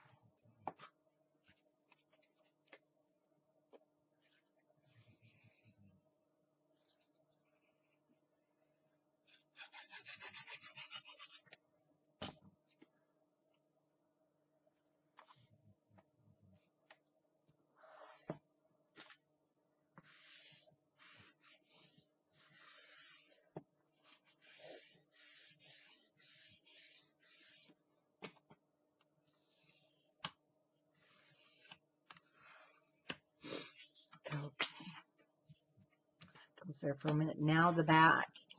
So for the back cover, we're going to do some more piecing. And again, what I did with my 6 by 6, and I cut it, let me tell you what size, 6 inches. And then I just did the same thing we did with the black with my border punch. I'm going to be using, isn't that darling, from our, oh, there goes my voice, from our cut apart sheets. Love it. And I'm just getting to our back cover, the pictures I took. Maybe I didn't take a picture of that one. I did not. So we're piecing again. Can you tell? And I will give you the sizes here. Uh-oh. What did I do? There we go.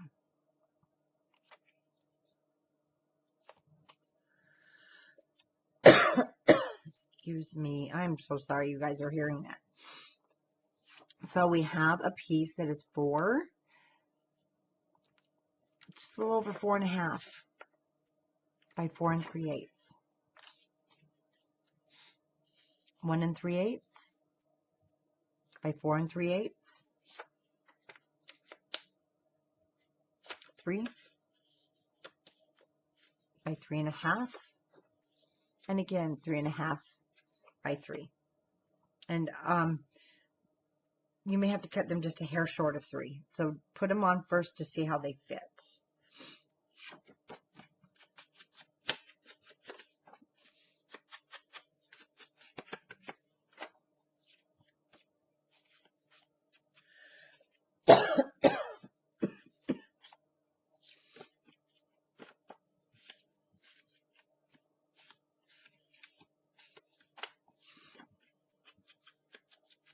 And this is just from scraps. So this one is that other, I had that piece left of the gingham. And you definitely can tell the weight difference on the 12 by 12 and the 6 by 6. The 12 by 12 is really nice weight. But we need the rest of those for our box. And then don't forget, my project is not the only project that is done with the Craftology project kit. And the main reason for that is not everybody likes the same style. So you may not like my style, but you're going to like Lori's, or you're going to like Laura's on our design team. And, of course, the beautiful cards Kathy Lee will make. Now, on the cards and things with Kathy Lee, because she's on our design team, but she's extremely busy. So she does the cards, but they're not quite on the time frame of the regular Craftology box. I hope that makes sense.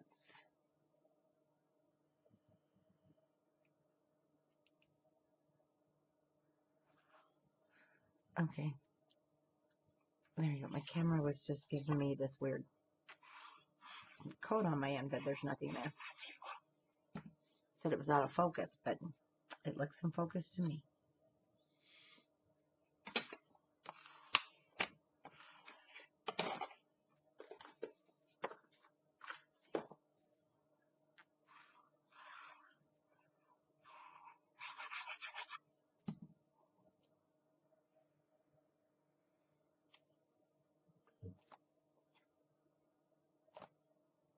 And don't worry if you get a little closer, because that's what these borders are for. There is a method to my madness. Okay. Oh, let me go ahead and just ink.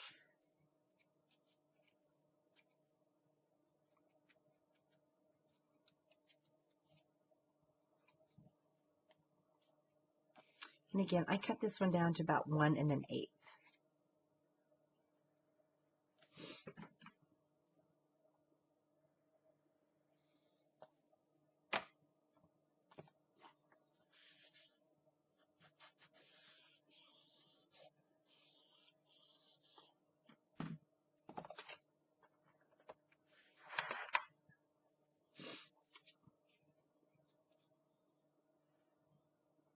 Friends, isn't that cute?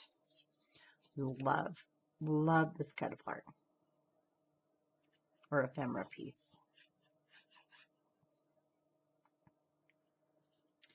Oops, need to find a place to hold on as the glue is oozing out.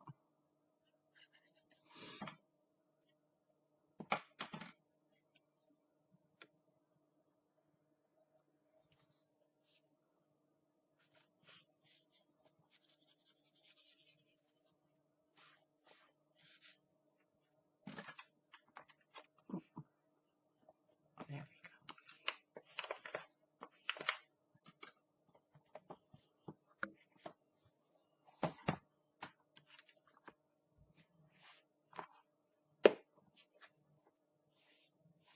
go. Okay, I will get these in just a minute. Let's go ahead with our, this is our happy place. Or this is our happy place. And then I'm just kind of centering it on those 4. There.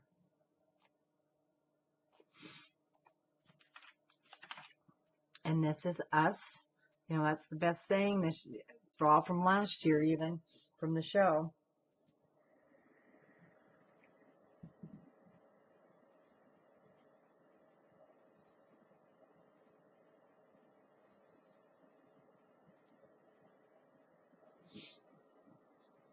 Okay. And the flowers, let's just go ahead and poke them up a little bit because I want to.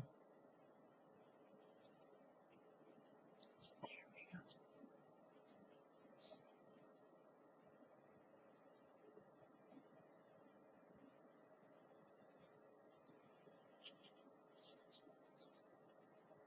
These are a little softer than.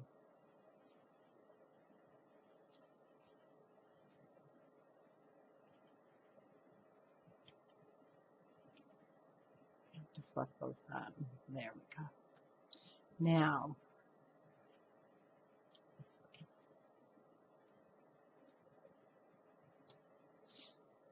And then this little flag, I'm going to hide it underneath there, the holes.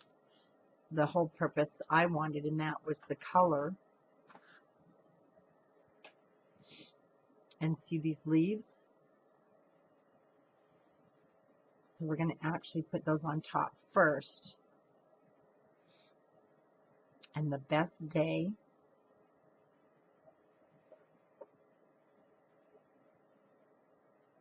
I'm going to have some of the little dots in the corners. So that's what I'm doing here. Plus, excuse me, I have these leaves that are going to go at the top. So the first thing I want to do is just remove this. And I'm going to add some glue there just to stick that. Just like so.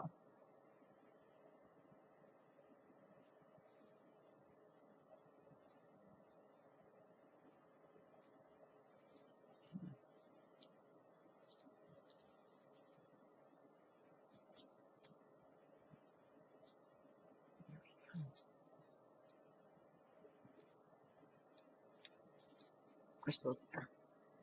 Okay.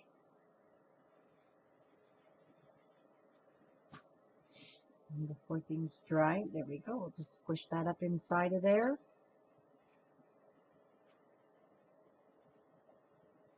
We can finish gluing things down where they need to be.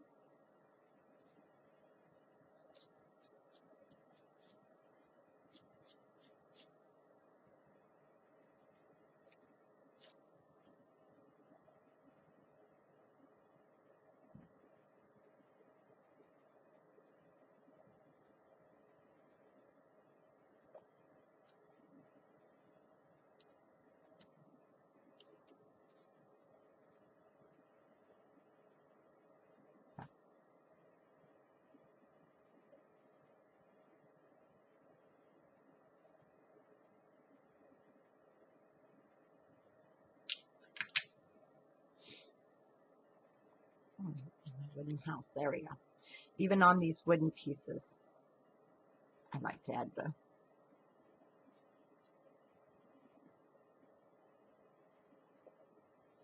the art adhesive glue. Star.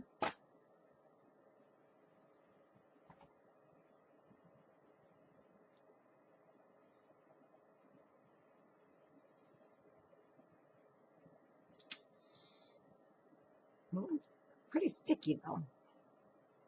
Still want to add the glue so that I make sure that it's going to last. And so with my little wooden leaves,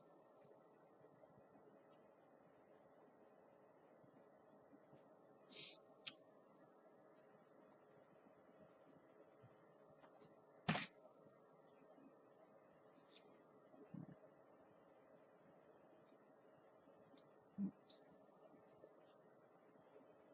there we go.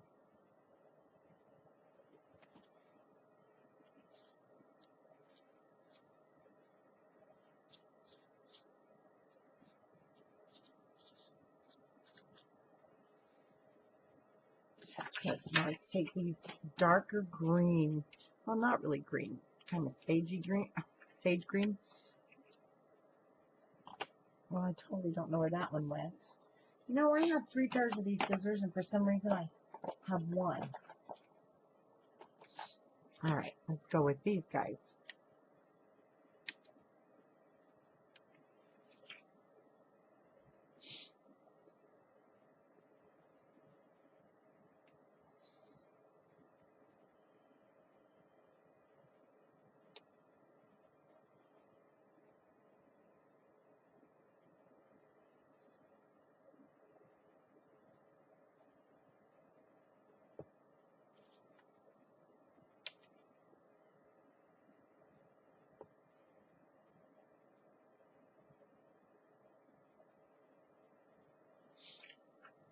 Everything's down the way it belongs.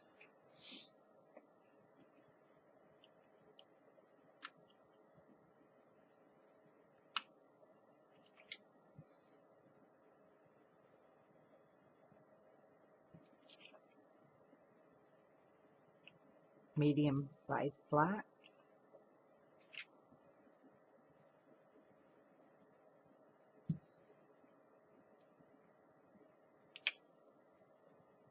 Medium size light green. And then let's See, we use green over here. We use that one. I'm just trying to decide because our bunny needs to have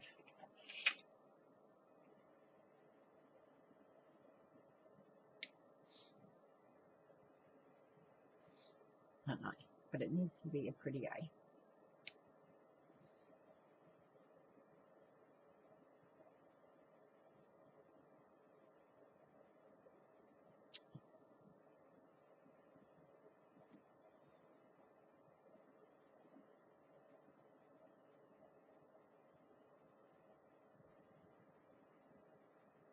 No, bunny doesn't need an eye.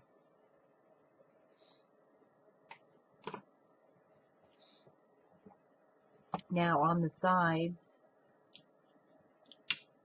oh, do these come out? They're not all together. Okay.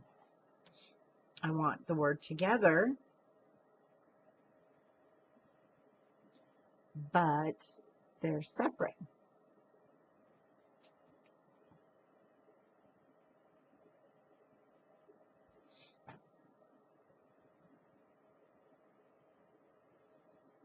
And then the G.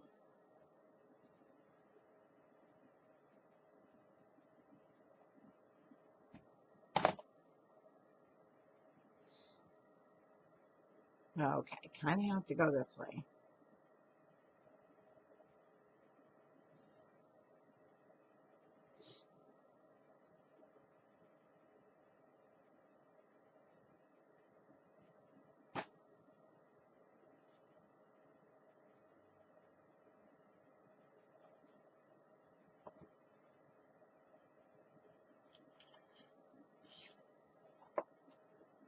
Really like the wood too with this line.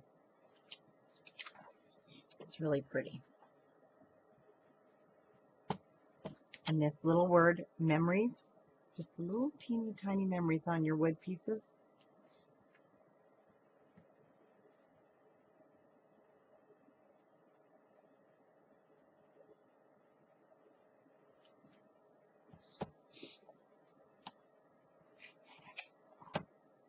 Okay.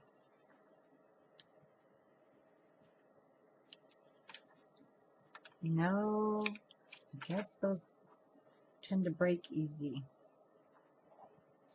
Oh, we put original. So, when you're removing these, be gentle.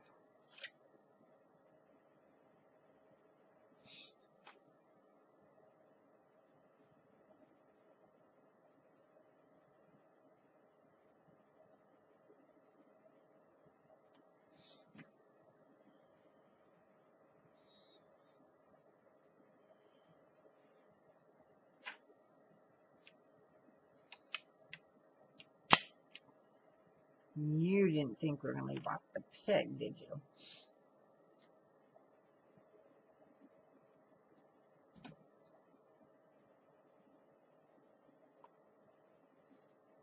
Heavens no.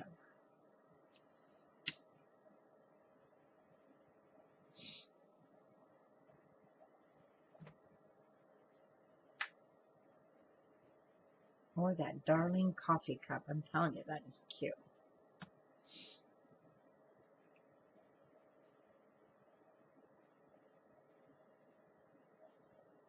Okay. I know, I was going to use the family, and I decided not to.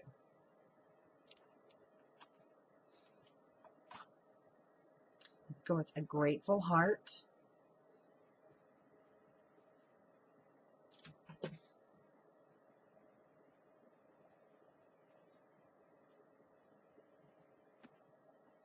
Oh, actually, that was great because it pushed that magnet. Wonderful. They lay perfect now.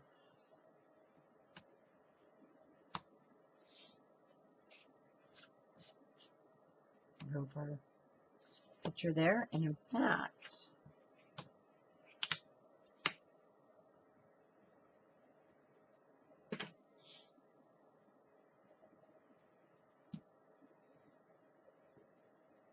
yeah, I'm telling you, these little wood pieces, they go anywhere.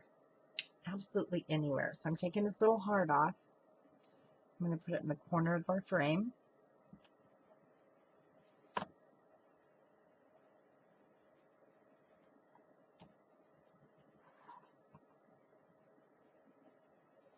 And all we have to do now are these pieces. So we need 1, 2,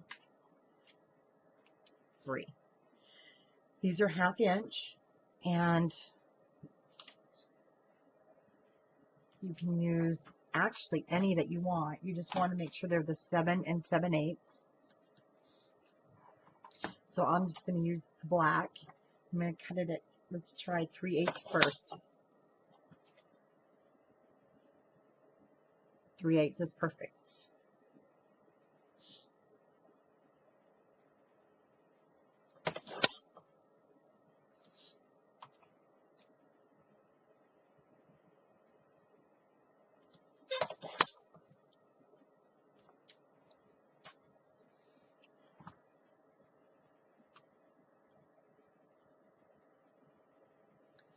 I really don't want to, I'm going to go ahead and eat those.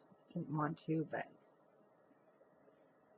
with the Fiskars cutter, it's not the best cutter in the world, even with the new blade. So you can see some of the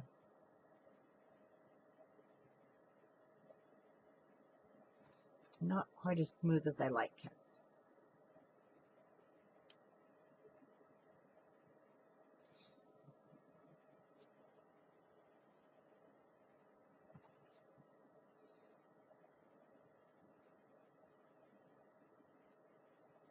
Sorry, I'm just not in camera with the ink.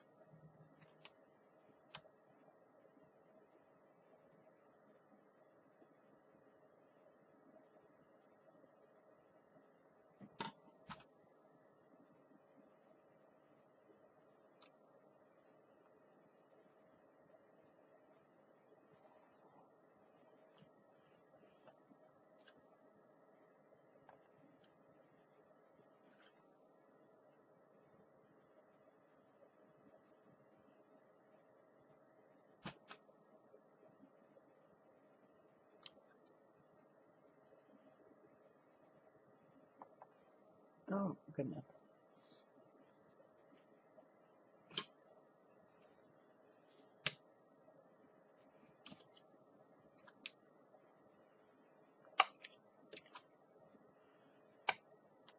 Okay, now let's just quickly go through, make sure I didn't forget anything. And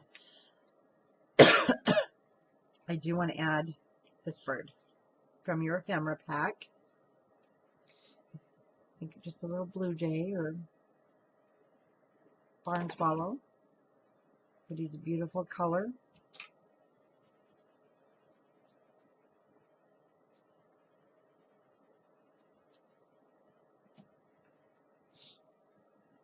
Now I'm putting your pictures in here also. I wouldn't mat them.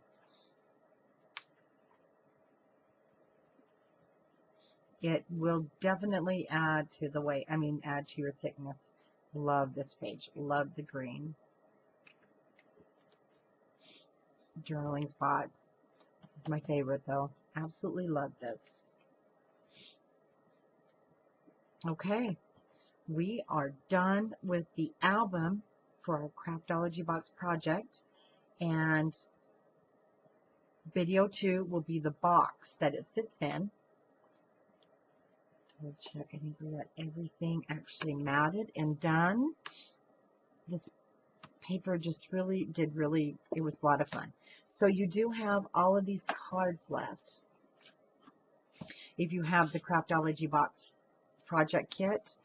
So if you want to just really load these up, so you'll have them, or if you're giving it as a gift so that they'll have them, you definitely can get more in here, or you can use them for cards. I think I'll go ahead and put a few more in. And then on places that we put, let me show you, where we put like here. So we can go ahead and set some up in there. If you left a spot open there for a picture. Oh, here we go. Home sweet home. Okay, we can even go sideways. Oh, no, we can't. It will stick out too far. But that's a good one because it's great for journaling. Did we leave that? Yes, we did. No, that doesn't really go. Let's see here, because we've got journaling on the back. We have that star. Ooh. We have the plaid.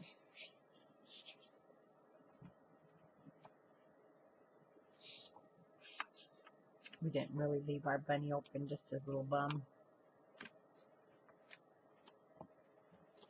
And if you want, just set those back there. And that's all of our cards.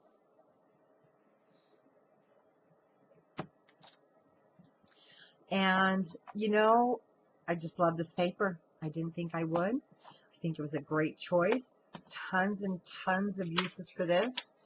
And my gather is broke. So we will glue that.